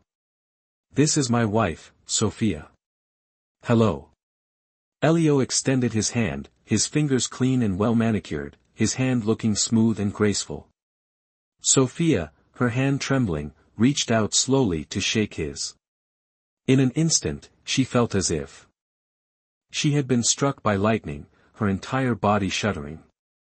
This was the hand that had appeared countless times in her dreams. In her most helpless moments, it was this very hand that had helped her. And now, feeling it again, it was just as warm as she remembered. Elio Graves. So, her Prince Charming was named Elio Graves. Ethan, I feel like I've seen your wife somewhere before, Elio said, studying Sophia's face, as if recalling something. I think, it was on a busy street, he remembered. He actually remembered. Sophia felt joy bubble up inside her, a smile beginning to spread across her face. She had assumed that Elio Graves might have forgotten her, that back then, she had probably looked like an ugly duckling, disheveled and pitiable. Yet, her Prince Charming still remembered her. Sophia looked at Elio, feeling a rush of emotions that were hard to put into words. Yes. I am, Sophia started to exclaim in surprise, wanting to reveal everything, to let Elio Graves know she was the poor girl he had once helped on that busy street. But suddenly, Ethan Storm reached from behind and covered her mouth, stopping her from saying anything more. That's impossible. Ethan interjected immediately. There's no way that happened. Oh. Elio looked at Ethan, waiting for an explanation. Because my Sophia lived abroad before our marriage, Ethan said, smoothly fabricating the lie. There's no way she could have met you on a busy street here, Elio. You must be mistaken. Abroad? Sophia turned to glare at Ethan, her eyes filled with intense dissatisfaction. What a demon, lying without a second thought. Before their marriage, she had lived in the city's slums, struggling to survive, with no money or chance to travel abroad. Ethan Storm was a complete fraud. I suppose that makes sense, Elio said, shrugging, his face showing a polite but distant smile. Seeing Elio's detached, courteous expression, Sophia immediately felt a widening gap between herself and him. Despair washed over her, and she began struggling in Ethan's hold. Ethan held her mouth tightly, his strength unyielding, making her attempts to free herself futile. Sorry, my Sophia seems a bit tired, Ethan said with an apologetic look toward Elio. I'll take her upstairs to rest. Please, Elio, make yourself comfortable in the living room. He shot a glance at Arthur Finch. Arthur, please entertain our guest. Yes, of course. Arthur bowed respectfully, then led Elio into the living room. Meanwhile, Ethan forcefully dragged Sophia up to the second floor. His expression darkened, brows knit tightly as they walked. Once in the bedroom, Ethan grabbed Sophia and pinned her between him and the door. He stared at her, his face intimidating. Were you planning to tell Elio Graves everything, That last, came out in a low, menacing whisper, sending a shiver down Sophia's spine. Cold walls behind her, a devil in front of her. She had no escape. With no choice left, she met Ethan Storm's gaze, her voice steady despite the tension. Yes. I was going to tell him the truth about who I am. After all, this was Elio Graves, the Prince Charming, who had once come to her aid. Humph. Ethan Storm let out a cold snort, his pupils contracting as the temperature in his gaze dropped several degrees. Son_y, he muttered, voice dripping with disdain. Humph, I should have realized sooner. So, the person in your heart is Elio Graves. You knew. Sophia looked at him in shock, a wave of panic crashing over her. Son, meaning son, which is the English translation of Elio's first name. And why, for Graves, his last name. Humph, put together, it's Elio Graves. How ridiculous. It's laughable that I'm only discovering this now. Ethan's face twisted with a cold smile as he leaned closer to her, his finely chiseled features growing uncomfortably close. Sophia instinctively recoiled, feeling danger closing in on her. No wonder your gaze was so different when you looked at Elio Graves, he said icily. But don't forget, you're my wife now. His wife, bought for a sum of $10,000. No, that's not true. Sophia tried to deny it, looking away from Ethan's penetrating eyes. She knew her role as his wife, but in front of the man who had once helped her, she couldn't deny that her heart had been stirred. Just the sight of Elio Graves smiling at her sent her mind into chaos, her thoughts shutting down. But to Ethan, her avoidance and reluctance only confirmed his suspicions, her hesitation showing him exactly where her heart lay. So, he extended his hand suddenly, grabbing Sophia's wrist tightly and throwing her onto the bed. After a moment of spinning, Sophia landed on the bed, breathless. Ethan's tall frame loomed over her immediately, his striking face mere inches from hers. He planted his hands on either side of her, his body a heavy presence, blocking her view of anything else. His hot breath brushed against her face, and at this close range, she could smell the faint, unique scent of Ethan Storm. What was he doing? Sophia's eyes widened, staring at Ethan's face moving closer. Her heart pounded in her chest, her nerves on edge. She remembered, the last time Ethan had tried to kiss her, he'd looked at her the same way. Let me go. You devil. Sophia yelled, pushing against his chest to stop him from moving any closer. Do you hate me? Ethan's face darkened, an ominous aura surrounding him. If it were Elio Graves, would you be more willing? Sophia didn't respond, her eyes glazing over with tears as she looked at him. Why would he say that? Did he really think she was that kind of woman? Sophia turned her face away, refusing to meet his eyes, not wanting to acknowledge this unreasonable man. Look at me. But Ethan wasn't about to let her off so easily. He gripped her chin firmly, forcing her to look directly into his eyes. Look at me. Say it. Tell me you don't love Elio Graves, tell me you don't hate me. I have nothing to say to you. Sophia closed her eyes tightly, her face set in defiance, bracing for whatever he might do. Fine. Very well. Ethan growled, pulling back and standing up, his suit still neatly in place. He looked down at her from above, his gaze filled with contempt. You're just a woman I bought. His expression had returned to a cold indifference. Sophia slowly opened her eyes, looking up at him. She saw the same look of distance in his eyes as the day she'd sold herself on those desperate streets. Her heart tightened, a dull ache spreading through her chest. Stay here, he said coldly, turning and slamming the door shut, locking it from the outside. The loud bang startled Sophia out of her thoughts. She quickly got up from the bed, bare feet rushing to the door. Oh no! The door was locked from the outside. Realizing this, Sophia started pounding on the door, shouting, Ethan Storm. What are you doing? Let me out. Outside, Ethan stood with the key in hand, one hand in his pocket.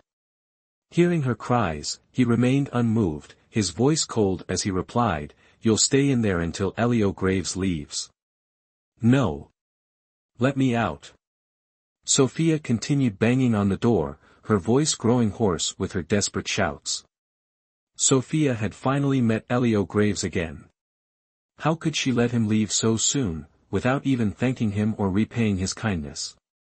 But despite her cries, her voice hoarse from shouting, Ethan Storm remained unmoved. With his arms crossed behind him, he walked away from Sophia's locked door. Ethan Storm. He was truly determined not to let her out. In the living room, Elio Graves sipped his tea calmly. Sitting upright on the sofa with perfect posture, his refined demeanor made him look distinguished, and even in silence, he commanded admiration.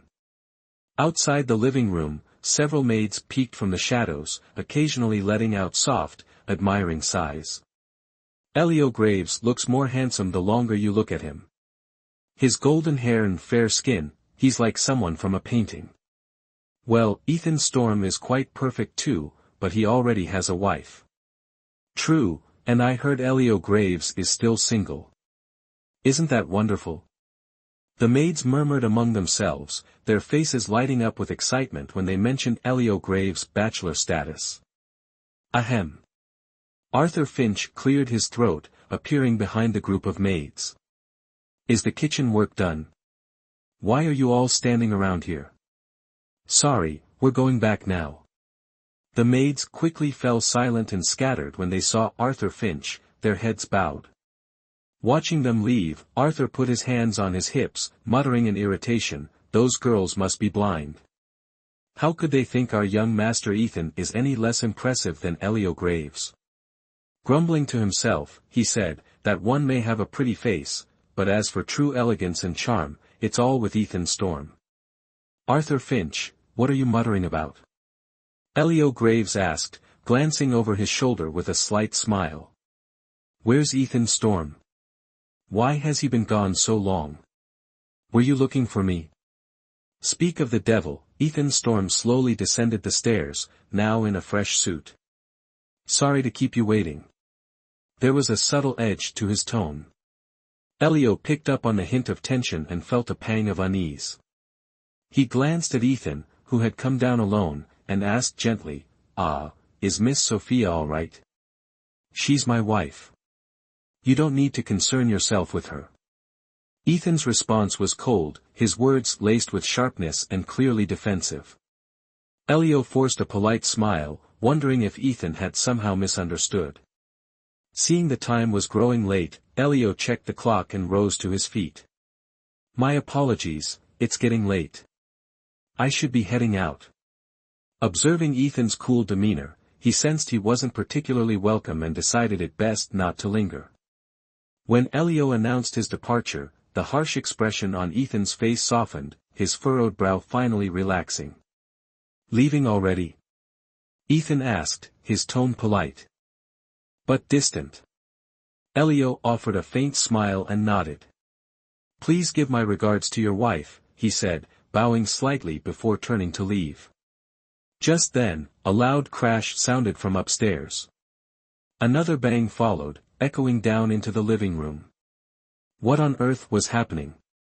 The sudden noise left everyone in the living room with the same question. Was it an earthquake? Or something else? Ethan's brows drew together, his mind racing in confusion. Excuse me, he said quietly, moving toward the staircase. Suddenly, a blur rushed past him, a figure in motion.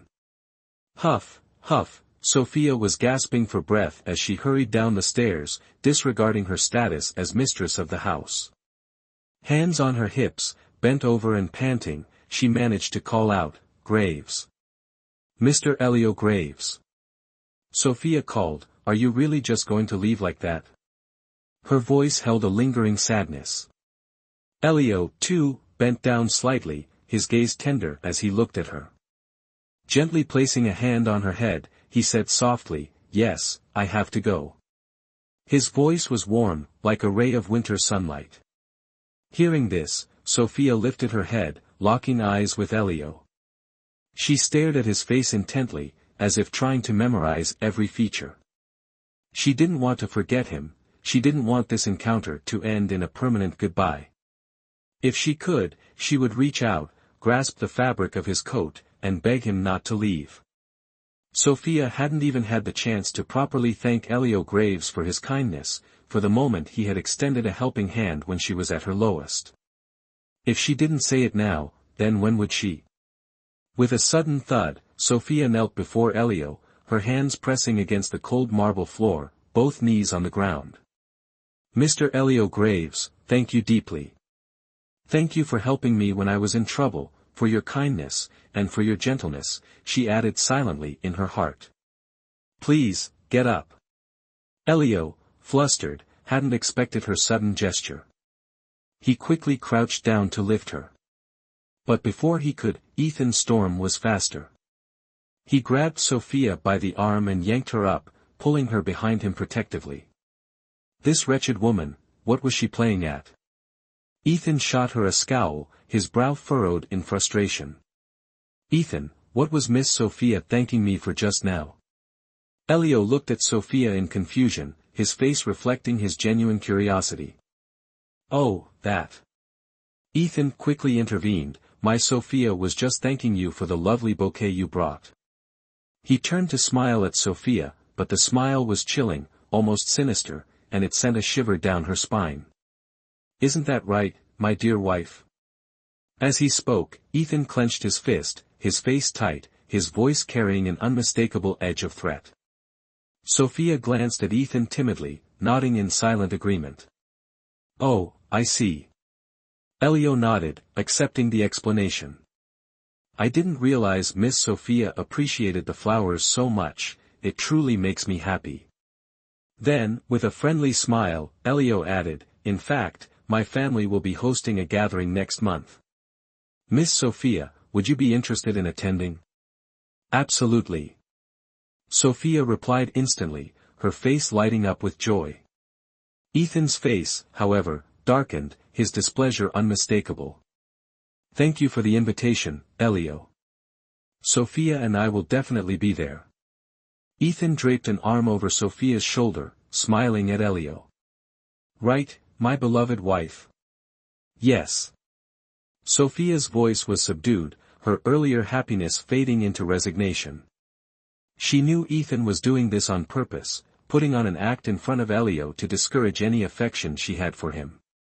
That devil, he wanted to crush her hopes of ever being close to Elio Graves. Once Elio had left, and the grand doors to the estate had closed, the living room was silent, with no servants around, just Sophia and Ethan Storm. Well, aren't you something, Ethan said, his voice bitter. I locked you in, yet you still found a way to break out. Sophia stayed silent, her head lowered as she sat on the sofa. Were you that desperate to see Elio Graves? So eager that you forgot your place? Seeing her indifferent expression, Ethan's anger flared. Do you even think of me as your husband? His outburst left Sophia stunned. And even Ethan himself seemed surprised by his own words. Realizing his slip, he rubbed his forehead, sighing with clear exhaustion. Haven't you always said that I'm just the woman you bought? Sophia muttered, her voice soft. And that I'm not allowed to love you, that our marriage is just a contract. Bang! Ethan slammed his fist against the wall, growling, enough. Understanding, Sophia immediately went quiet, sitting still. She realized she had said too much, if not, Ethan wouldn't have suddenly erupted like this. She stayed silent, staring blankly at Ethan. The air grew tense, stifling, every moment thickening with an almost unbearable pressure. Sophia held her breath, feeling like even a single exhale would break the fragile silence. After a long while, Ethan finally spoke, his voice low and tight with a restraint he struggled to maintain. Do you really want to see Elio Graves that badly? Sophia clenched her hands together, feeling a spark of hope flicker. She nodded emphatically, her voice resolute. Yes. I want to see him. I want to attend the party. You. Ethan's face contorted in anger, his teeth grinding as he glared at her, his whole body tensed with frustration. You're that desperate? His hand at his side balled into a tight fist, his palm already damp with sweat. Unease gnawed at him, his nerves on edge, every fiber of his being fraught with worry. Everything felt like it was slipping beyond his control. Sophia looked straight at Ethan Storm, her gaze unwavering. You can say whatever you want, but Mr. Elio Graves has invited me to the Graves family's party, and there's nothing you can do to stop me from going. Humph, if that's the case, then I'll let you go. Ethan's hands unclenched, a forced smile appearing on his face. However, the Graves family is a distinguished one, not a place for someone like you to simply walk into. Ethan's words were intended to mock her, hoping she'd back down. But Sophia wasn't fazed, she met his challenge head-on. Tell me, what do I need to do to be worthy? She was prepared to do whatever it took. As long as she could attend the Graves family party and see Elio Graves again, she would agree to anything. Unbelievable. Ethan scoffed, his expression darkening as he shouted, "You lowly woman." Sophia looked at him, a bit stunned, but nodded in acknowledgement. That's right. I come from humble beginnings, is that a crime? You. Ethan was furious, pacing in frustration. From childhood, he had never lost his composure like this. His usual calm demeanor and refined manners were crumbling in front of this woman. Fine. Very well. This damned woman dared to pine for someone else right in front of her husband. And the most infuriating part was that he couldn't find any way to stop her. Fine. Sophia Carter, you win this round. After a long moment, Ethan managed to regain his composure. Leaning against the wall, he closed his eyes, exhaling slowly. Finally, he opened his eyes, the light in them dimmed. If you want to attend the Graves family party next month, you'll do as I say, Ethan said slowly. First, you'll master every bit of etiquette expected of a noble lady. Second, you'll memorize and be able to write the 3-character classic. If you accomplish these 2 tasks, I'll tell you the 3rd requirement. Why? Sophia protested, haven't I already learned all the etiquette for a lady? Why do I have to go through it all over again? She shuddered, remembering the grueling training sessions she had endured. Humph, you think the sloppy lessons you crammed in one day make you fit for this? The Graves family party won't be anything like Mr. Nicholas's casual visit. The Graves family is a respected clan, not as simple as you might think. I understand. Sophia's voice was subdued, but she nodded in determination. No matter what, she wouldn't back down. What's the 3rd requirement? She pressed. If you manage the first 2, I'll tell you, Ethan said, fixing her with a hard look. If you can't meet the 3rd condition, you won't be setting foot near the Graves family. Fine. I agree. I'll learn the etiquette of a noble lady within a month, and I'll learn to write. Then, you'll tell me the 3rd requirement. She would do whatever it took to see Elio Graves again. Day 1. Miss Sophia, your posture is all wrong. Your back needs to be straighter, feet together, and don't cross your legs like that, Arthur Finch corrected her. Yes, I understand, Sophia replied. Day 2. The dining etiquette is particularly elaborate, especially Western-style dining, which is the most complex. Watch as I demonstrate, Arthur Finch instructed, picking up a knife and fork to cut a piece of steak. Sophia tried to mimic his movements, clumsily cutting the steak on her plate. Day 3. Human nature is like that of animals, it is naturally inclined to self-interest. Sophia's loud, somewhat off-kilter chanting echoed from the living room. Wrong. All wrong. Arthur sighed, rubbing his forehead. Miss Sophia, it should go like this. At the beginning, people's nature is fundamentally good. Their natures are similar, but their practices are different. Repeat after me, Miss Sophia. Arthur placed a book filled with phonetic markings in front of her. Please. Sophia cleared her throat, reading, at the beginning, people's nature is fundamentally good. Their natures are similar, but their practices are different. Day 4. Arthur Finch, is this how Elio Graves is spelled? Sophia held up a piece of paper, showing him her shaky writing. That's right, Miss Sophia. Arthur nodded. But perhaps you should practice writing your own name first. The young master may want to check on your progress. Oh, Sophia said, putting the paper down and starting anew. Sheet. Arthur, watching her concentrate, couldn't help but furrow his brow. If he wasn't mistaken. Miss Sophia, do you perhaps, like Mr. Elio Graves? He asked bluntly, scrutinizing her reaction closely. Ha! Sophia let out a startled exclamation, her face turning red. Then.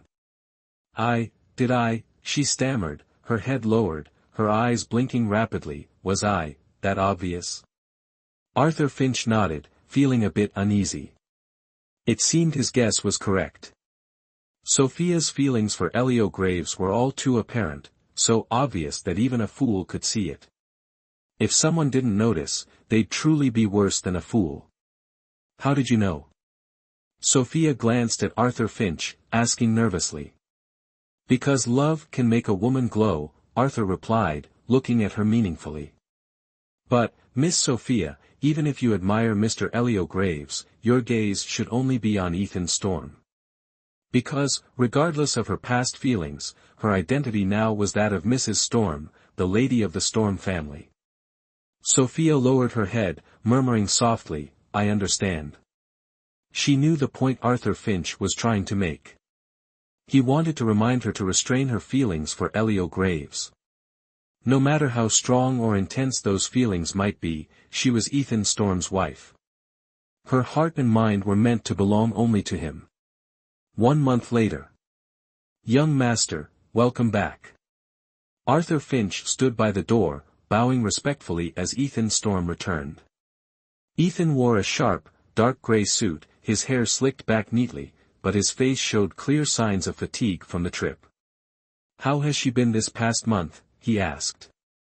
After returning from a business trip, there was a trace of weariness on his face. Miss Sophia has been very diligent in her etiquette studies, sir, Arthur replied with a slight bow. Just then, the sound of heels echoed down from the second floor. The clicking grew closer, louder. Ethan looked up at the sound, gazing up the stairs toward Sophia. For a moment, his eyes widened, a flicker of astonishment crossing his face. Was this really her? Was this Sophia? Ethan's lips parted slightly in disbelief. The woman standing at the top of the staircase wore a long, nude-colored dress that perfectly emphasized her graceful curves. Her chestnut hair was gently curled and swept up elegantly, giving her an almost goddess-like appearance, a vision of Venus. It was indeed Sophia. Sophia glanced at Ethan, a confident smile gracing her lips. Especially seeing his dumbfounded expression, she felt an even stronger surge of satisfaction. It seemed she'd passed the etiquette challenge. She walked gracefully, her feet clad in delicate 10-centimeter crystal heels. At first, walking in heels had been awkward and uncomfortable. For a whole week, she had practiced daily, enduring sore, swollen toes and even blisters. But she had gritted her teeth and pushed through it. Sophia descended the staircase slowly, taking each step carefully. Ah! Just a few steps down, she suddenly lost her balance, her left foot twisting awkwardly. Oh no, had she become too full of herself? She had just managed to impress Ethan Storm, and now she was revealing her true clumsiness. Sophia felt a wave of dizziness and closed her eyes in panic. This fall seemed inevitable. Careful! Ethan shouted, lunging toward her, his arms outstretched as he caught her firmly. Are you all right? Cradled in his arms, Sophia slowly opened her eyes, inhaling the subtle, comforting scent of him. In an instant, she struggled to pull away from him, freeing herself from his embrace. Sorry. She stepped back, looking down, her voice shaky and almost choked, her eyes welling up with tears. She'd ruined it again. Sophia's eyes reddened, tears threatening to fall. She snuck a glance at Ethan, noting the stormy expression on his face, as if he were on the verge of anger. Sophia figured he must be furious with her, inwardly sneering at her clumsiness. Despite a month of training, a wild pheasant like her could never become a refined phoenix. Thinking of this, Sophia's heart sank even more. Look at me. Ethan commanded, his face dark. I said look at me. Didn't you hear? Sophia flinched, taking a small step back. In the next second, Ethan swiftly reached out, grabbing her right arm and lifting it. Sophia instinctively closed her eyes, bracing herself for the scolding she knew was coming. But after a moment, she heard nothing. Slowly, she opened her eyes, disbelieving. Because, instead of anger, Ethan's face held a look of concern. For a moment, she was speechless. "Did you hurt your hand? Where does it hurt? Where were you injured just now?" Ethan asked, his hand gently examining her arm, checking for injuries. "Arthur Finch, go get the medicine." Ethan called out urgently, his voice filled with worry. Arthur responded cheerfully, taking in Ethan's flustered expression with a smile. Sometimes, the young master's words and his heart couldn't be further apart. Clearly, he cared deeply, but he still insisted on pretending otherwise. How strange. This comment was my own, not Arthur Finch's. I'm fine." Sophia held up her hand to stop Ethan, taking a step back. She was unused to seeing him act like this. She was far more accustomed to Ethan's anger and scolding. For the first time, he was showing her genuine concern, and it left her at a loss. "This is what you call fine?" Ethan raised her arm, showing a large bruise forming at her elbow. Not giving her any chance to protest, he wrapped his arms around her firmly, pulling her close. Sophia let out a small cry, completely caught off guard by Ethan Storm's sudden gentleness. Her mind went blank, lost in a confusing tangle of emotions. Ethan carried her up to her room on the second floor, gently laying her down on the bed. Arthur Finch soon arrived with the medicine kit. Ethan opened the kit and quickly found the ointment. "Hold still," he said, unscrewing the cap. The air filled with the strong scent of medicinal herbs. "This might sting a bit." Sophia nodded, but as soon as the cotton swab soaked in the ointment touched her bruise, she couldn't help but gasp. "Ow, it hurts." "Didn't I tell you to hold still?" Ethan scolded, frowning. "If you're not used to high heels, why wear them? Now look at you, suffering." Listening to Ethan's grumbling, Sophia felt an inexplicable mix of emotions. Despite his harsh tone and intimidating scowl, she didn't sense any true anger. Beneath his expression, which seemed ready to devour her, she felt a strange warmth. Sophia found herself staring at Ethan, experiencing feelings she couldn't quite understand. Once he finished tending to her wound, Ethan stood up slowly, his forehead dotted with sweat. It was the first time Sophia had seen Ethan looking so flustered. "Be more careful next time," he chided, taking a seat in the chair beside her bed. He didn't seem in any hurry to leave, instead, he sat quietly, his gaze fixed on her. Feeling his intense stare, Sophia grew more and more flustered. The room was empty except for them. At some point, Arthur Finch had slipped out, leaving the two of them alone, the door shut tight behind him. Sophia fidgeted, looking anywhere but at Ethan, feeling her heart pound in the silence. "Have you memorized the 3-character classic yet?" Ethan's voice suddenly broke the quiet. He cleared his throat, sounding somewhat awkward as his hands rested uneasily on his knees. "Yes, I've memorized it," Sophia replied. Not only had she memorized it, but she'd learned to write it as well. In order to meet Ethan's demands, she had spent nearly every night awake, studying and writing until she could recite the verses by heart. "Very well." Ethan nodded, then fell silent again. Was that it? Just, very well. Why didn't he test her or give her the third task? Sophia fidgeted with her hands, sneaking glances at Ethan from the corner of her eye. Finally, unable to stand the lingering silence any longer, she spoke up, "Ethan, I've met your demands. I've learned the etiquette of a noblewoman, and I've memorized the 3-character classic. You said that once I completed those, you'd give me the third requirement. So, what is it?" Ethan looked at her, his face serious. "Do you truly want to know?" "Yes, tell me," Sophia replied, her tone resolute. The third requirement, Ethan paused, his gaze softening as he looked at her, his expression unreadable. He finally spoke, the third requirement is, you have to act like you're madly in love with me. Just then, a loud bang sounded from outside the door, snapping Sophia back to attention. Act madly in love with Ethan Storm. What on earth did that mean? She looked at him in confusion, asking, what do you mean?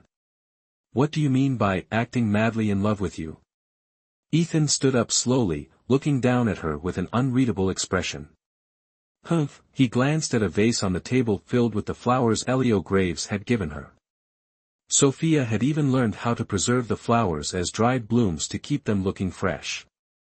I know exactly what's going on in your head. Foolish woman, her thoughts were so transparent it was impossible not to see. Grinding his teeth, Ethan clenched his fist and muttered, but regardless of how much you might like him, you are still my wife.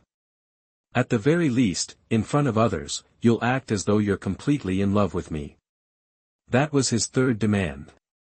To have Sophia act like she adored him in front of others. Only that. Sophia sat in front of a vanity, letting Arthur Finch adjust her appearance. Ethan Storm sat nearby with his arms crossed, watching them with a critical eye. No, that look isn't right, he declared yet again, his tone stern. Sophia's brows knitted in frustration. Ever since she agreed to his third demand, Ethan had taken her to the dressing room, and they'd already been there for over 2 hours. The phrase, not good enough, had become all too familiar. Arthur Finch finally couldn't hold back. Young master, you keep saying this is wrong and that is wrong, what exactly do you want Miss Sophia to look like, he muttered under his breath. Whether it was Sophia's makeup, hairstyle, or dress, Ethan Storm had constant criticisms, with his dismissive, not good enough ringing out now and then. Arthur finally stopped what he was doing, casting a glance at Ethan. Leave her hair down, no curls, Ethan said, leaning his chin on his hand as he studied Sophia's face.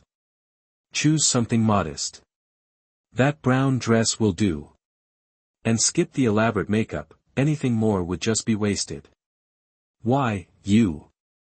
Sophia shot up from her chair, glaring at Ethan, fuming. This was going too far. Oh. Did I say something wrong? Ethan's icy gaze met hers. If you're not willing to cooperate, then don't go. Hearing this, Sophia swallowed her pride, suppressing the surge of anger within her. For a chance to see Elio Graves again, she would endure this. In the end, Ethan chose a modest brown floral dress for her. Its half-covered neckline and delicate ruffles gave it a refined charm, while the flowing skirt highlighted Sophia's elegance. Ethan had Arthur leave her hair down, her chestnut locks cascading gently with a slight wave. Arthur Finch couldn't help but sigh as he looked at her. I don't know what's gotten into him. This brown dress, really? The nude gown looked so much better. And who goes to a high society event in long sleeves with tiny floral prints? But Ethan appeared satisfied, a faint smirk playing on his lips. The plainer and less remarkable Sophia looked, the better he felt. He didn't want others to see her beauty. He wanted it hidden, reserved only for him. All right, it's getting late, Ethan said, glancing at his watch. Arthur, go prepare the car. We should head out. Yes, sir. Arthur exited to make the arrangements. From the moment they got into the car, Sophia kept her gaze on the scenery outside the window. Though she sat beside Ethan in the back seat, a gulf of silence lay between them. She remained quiet the entire drive, propping her chin on her hand as she watched the passing landscape. But despite her outward calm, her nerves were on edge. The car eventually rolled into a field of vibrant red blooms, a garden of fiery red roses stretching out as far as the eye could see. Sophia stared at the sea of red, feeling slightly overwhelmed. A familiar feeling of unease began to creep over her. What's wrong? Ethan asked, noticing her sudden discomfort. It's nothing, Sophia said, taking a deep breath. I'm fine. But even as she said this, her face had turned pale, a thin sheen of sweat forming on her forehead. "You don't look fine at all," Ethan said, gently pressing his hand to her cheek, then brushing the back of his hand across her forehead. "No fever, shall we turn back?" he asked. "No." Without a moment's thought, Sophia blurted out, "We can't turn back." They were already halfway there, how could she give up now? She hadn't even seen Elio Graves yet. "Humph," Ethan muttered, his face darkening as he withdrew his hand. He sat back, a look of annoyance flashing across his face. "What now?" Sophia stole a sidelong glance at Ethan, sighing inwardly. This man's mood could change faster than flipping a page in a book. They'd exchanged only a few words, and he already looked irritated.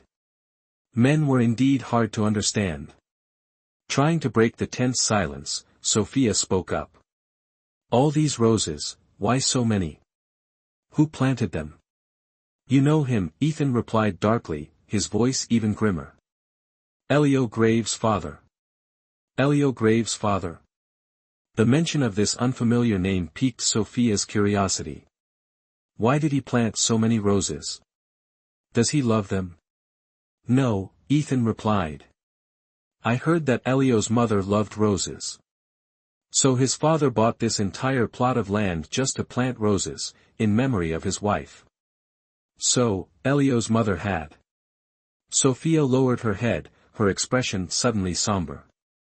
She looked down, her lashes fluttering with emotion, her face filled with sadness.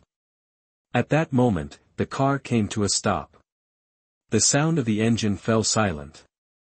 "We're here," Ethan Storm said, stepping out of the car and extending his hand to Sophia.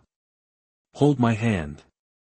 Sophia reached out and took his hand, feeling a brief warmth spread through her fingertips. But then Ethan's cold voice pierced the moment. "Don't forget our agreement. You're supposed to act like you're madly in love with me in front of everyone." She nodded, though her heart was a tangled mess. "I know. You don't need to keep reminding me," Sophia huffed, giving Ethan a quick glare before stepping out of the car. Standing on the estate grounds, Sophia looked around, awestruck by the vast, stately mansion in front of her. So, this was the Graves family home? It was every bit as grand as the Storm estate. Sophia took in the sprawling European architecture that seemed to stretch endlessly, casting its presence across the grounds. To her, wealthy families all seemed to have a certain look, big, really. Big, and overwhelmingly impressive. "What are you staring at?" Ethan snapped, pulling her back to reality. "Haven't you ever seen a big house before?" Realizing her faux pas, Sophia felt her face flush. Right now, she was Ethan Storm's wife, not some small-town girl gawking at luxury. In public, she had to present herself as his equal. "Sorry," she murmured, looking down with a hint of embarrassment. "Hold my hand," Ethan said icily, extending his hand toward her. "Otherwise, with your sense of direction, you're bound to get lost." What was that? A veiled insult at her intelligence?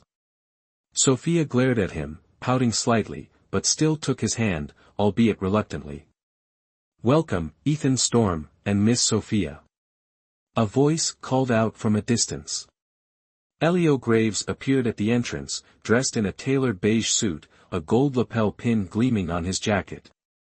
Seeing them arrive, he greeted them with a radiant smile, exuding warmth. He strode toward them and warmly embraced Ethan. "I almost thought you weren't going to show up," Elio chuckled. "Why would I miss it?" Ethan replied, offering Elio a polite smile as he took a step back, subtly keeping some distance between them. Elio turned to Sophia, his smile broadening. "Miss Sophia, you made it too." "Oh, thank you." Sophia stammered awkwardly, trying to hide her nerves. Thank you very much for the invitation." Her body was tense, and her voice was a little shaky, though in Elio's eyes, her shy demeanor seemed charming. Elio chuckled, his voice warm. "Miss Sophia, you're delightful. You look like a doll today." "A doll?" She hadn't misheard, had she? Sophia's heart swelled with joy, and a smile spread across her face. But her moment of delight was cut short as Ethan slid his arm possessively around her shoulders. His voice, dark and menacing, broke the moment. "Don't get too carried away. She's mine." Sophia's eyes widened in surprise at Ethan's declaration. She had almost forgotten. She'd been so thrilled by Elio's compliment that she'd forgotten her role. Right now, she was supposed to be Ethan Storm's wife. She'd promised to act as if she were utterly devoted to him in front of everyone. Ethan's words were not only a declaration of possession but a reminder of the agreement she had with him. "Heh, of course," Elio replied dryly, bringing Sophia back to the present. She looked between Elio and Ethan, then finally rested her hand on Ethan's arm, letting him hold her hand as they entered together. "Please, make yourselves comfortable. I'll go fetch my parents," Elio said with a polite smile. "Feel free to relax." "Thank you," Sophia replied, making her way to the sofa. Ahem, Ethan cleared his throat, giving Sophia a sharp look as he gritted out, "Etiquette." "Oh." Sophia quickly adjusted her posture, pressing her legs together, straightening her back, and resting her hands demurely on her knees. Satisfied, Ethan nodded and sat down beside her. Several house staff quietly entered the room, standing silently in the background like statues. On the table were various types of seasonal fruits, each looking delicious and tempting. "May I try a bit?" Sophia looked at Ethan Storm and asked, "I didn't eat anything before I left the house, and now I'm feeling hungry." Her last sentence was barely a whisper. She wasn't even sure if Ethan Storm would let her eat something from Elio Graves' house. Ethan Storm didn't reply. Instead, he reached for a bunch of grapes on the silver plate and silently peeled one. After peeling it, he held the grape out in front of Sophia. Sophia paused, not reaching for the grape. "Didn't you say you were hungry?" Ethan Storm sighed and asked, "Why won't you eat now?" "It's nothing." Sophia took the grape and quickly put it in her mouth. She barely chewed before swallowing a few in quick succession. She felt puzzled. Why did Ethan Storm peel the grape for her? On any other day, he would have surely mocked her, seizing the opportunity to call her a country bumpkin. Why was today different? It seems that young Master Storm knows how to pamper his lady well. "Elio Graves, you should take note." A deep voice echoed from the staircase. Hearing the voice, Sophia looked up and immediately met the eyes of the man speaking. Such sharp eyes. Just one look, and Sophia quickly looked away, shrinking into herself, as if trying to disappear. "Allow me to introduce you. This is my father," Elio Graves said. "And this is my mother." Elio Graves' father appeared to be in his late 50s or early 60s, with short brown hair and a beard tinged with golden brown. He wore a dark gray suit and had a stern expression. The woman beside him wore a long, navy blue dress, with long, lustrous black hair cascading down. She looked as young as someone in their 20s, radiating youthfulness. This woman, Elio Graves' mother. But Ethan Storm had said that Elio Graves' mother had passed away. So who was this woman? "Please, follow me." Elio Graves walked ahead, leading Ethan Storm and Sophia to the dining room. The dining room of the Graves household was no less impressive than a noble estate, with lavish and intricate decorations. Sophia moved to the dining table and was about to sit down when both Ethan Storm and Elio Graves simultaneously extended their hands. "Let me," Ethan Storm responded coldly, then pulled out the chair for Sophia himself. Elio Graves withdrew his hand, a hint of sadness crossing his face. The dining room walls were adorned with numerous paintings, each one beautifully framed. As Sophia sat down, her eyes were immediately drawn to the paintings on the wall. The reason was none other than that they captured Elio Graves' life from childhood to adulthood. Elio Graves as a child looked innocent and endearing. During his school days, he seemed well behaved. In his youth, Elio Graves radiated warmth and confidence, and now, he appeared distinguished and exceptionally handsome. "What is it, Miss Sophia, that you're staring at so intently?" Madame Graves smiled and asked, "Could it be that you're interested in the photos on the wall?" "Not really." Sophia quickly lowered her head, feeling shy. She straightened up, unsure if she had been out of line. Sophia glanced surreptitiously at Ethan Storm, noticing his darkened expression. "Are you interested in this photo?" Madame Graves smiled, leading Sophia to a picture on the wall. "Look, here's Ethan Storm in it too." "Indeed." Following Madame Graves' gesture, Sophia saw a glimpse of Ethan Storm in the photo. But this Ethan Storm was different from the one she knew. The Ethan Storm in the photo was from his childhood. So adorable. Little Ethan Storm had a round, cherubic face, sparkling eyes, and was so cute that it made you want to pinch his cheeks. But little Ethan Storm didn't look happy. In the photo, the young boy lowered his head with a timid, hesitant look on his face. Sophia had never seen Ethan Storm like this before. Was this really the same Ethan Storm? How different he was from the man he grew up to be. She looked at Ethan Storm, then back at the photo, and only after a closer inspection did she confirm that the person in the picture was indeed him. Could Ethan Storm have been this adorable? Oh! Sophia's gaze drifted to another, less prominent picture in the corner. Pointing to the small child in Elio Graves' arms when he was younger, she asked, "Who is this child?" "So adorable." The child looked like a delicate doll, with fair skin and refined features. Upon hearing Sophia's admiration, the three men behind her moved closer to see. However, when they saw the child in the photo, their expressions quickly shifted. Elio Graves looked sorrowful. Mr. Graves had a grave expression. Madame Graves looked apologetic.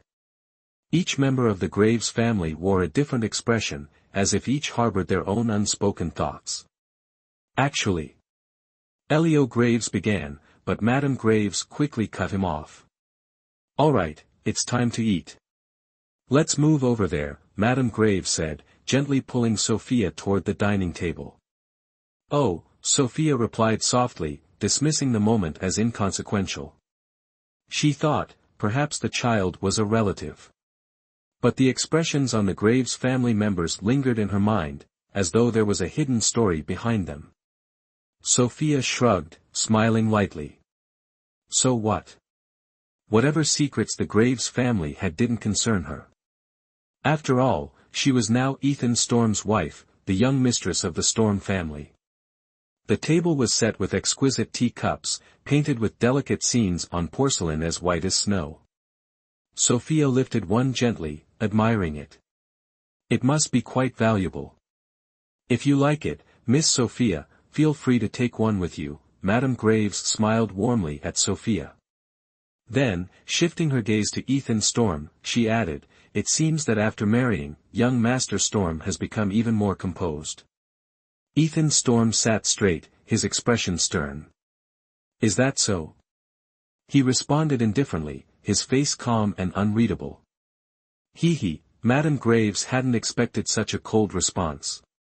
She thought this topic might strike a chord with Ethan Storm and perhaps reveal something. Quickly adjusting, she agreed, "Yes.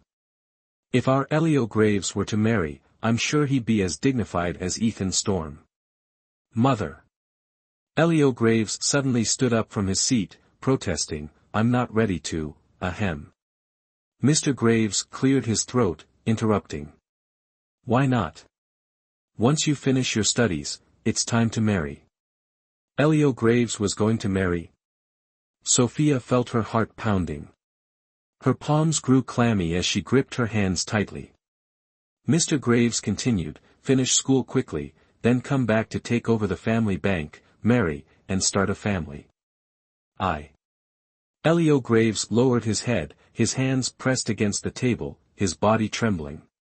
"Mr. Elio Graves." Sophia murmured, concern in her voice, "You're going to become the heir to the bank? Study, inherit the family bank, and then get married?" Sophia looked at Elio Graves with a mixture of tension and hope, desperately searching for any hint of denial in his eyes. Even if it was just a comforting lie. I'm sorry. Elio Graves lowered his head, his golden hair falling over his eyes, obscuring his expression. Without another word, he quickly turned and strode away. Elio Graves. Madame Graves called after him, but her voice couldn't stop him. She stood there, flustered, clearly not expecting her light-hearted comment to have this kind of outcome. The atmosphere in the dining room grew unbearably heavy with Elio Graves' sudden departure. Mr. Graves crossed his arms, his expression darkening. Madame Graves sat awkwardly, forcing a smile, though it was clearly strained. Seeing the situation, Sophia couldn't sit still either. Since Elio Graves had left, she'd felt uneasy. She didn't want to just sit here. She wanted to follow him, to tell him she was sorry. Somehow, she felt partially responsible for Elio Graves' distress. If she hadn't spoken so impulsively, maybe he wouldn't have reacted like this.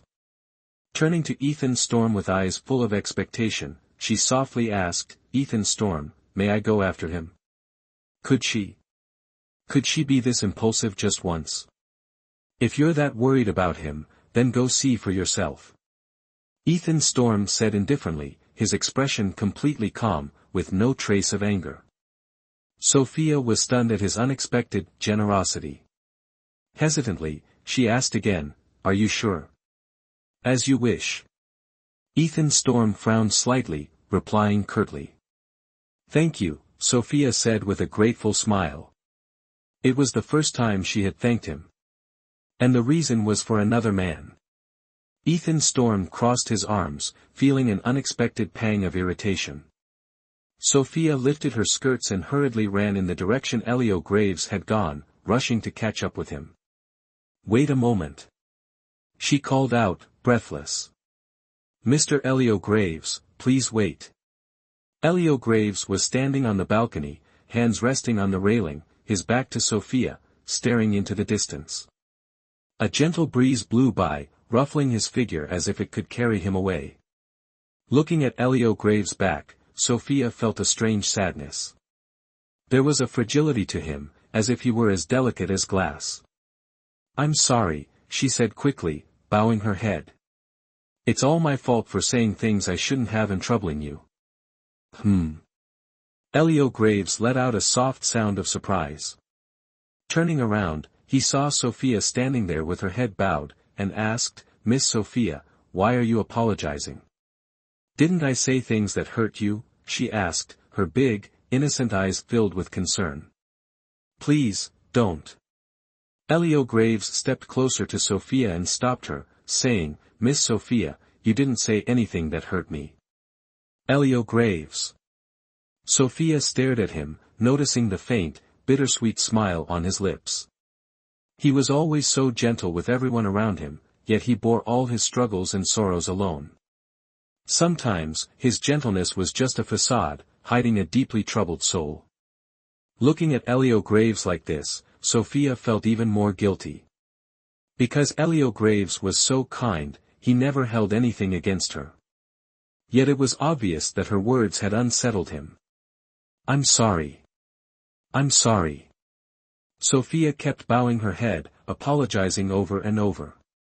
It was the only way she could feel some relief. Otherwise, she'd never be able to forgive herself.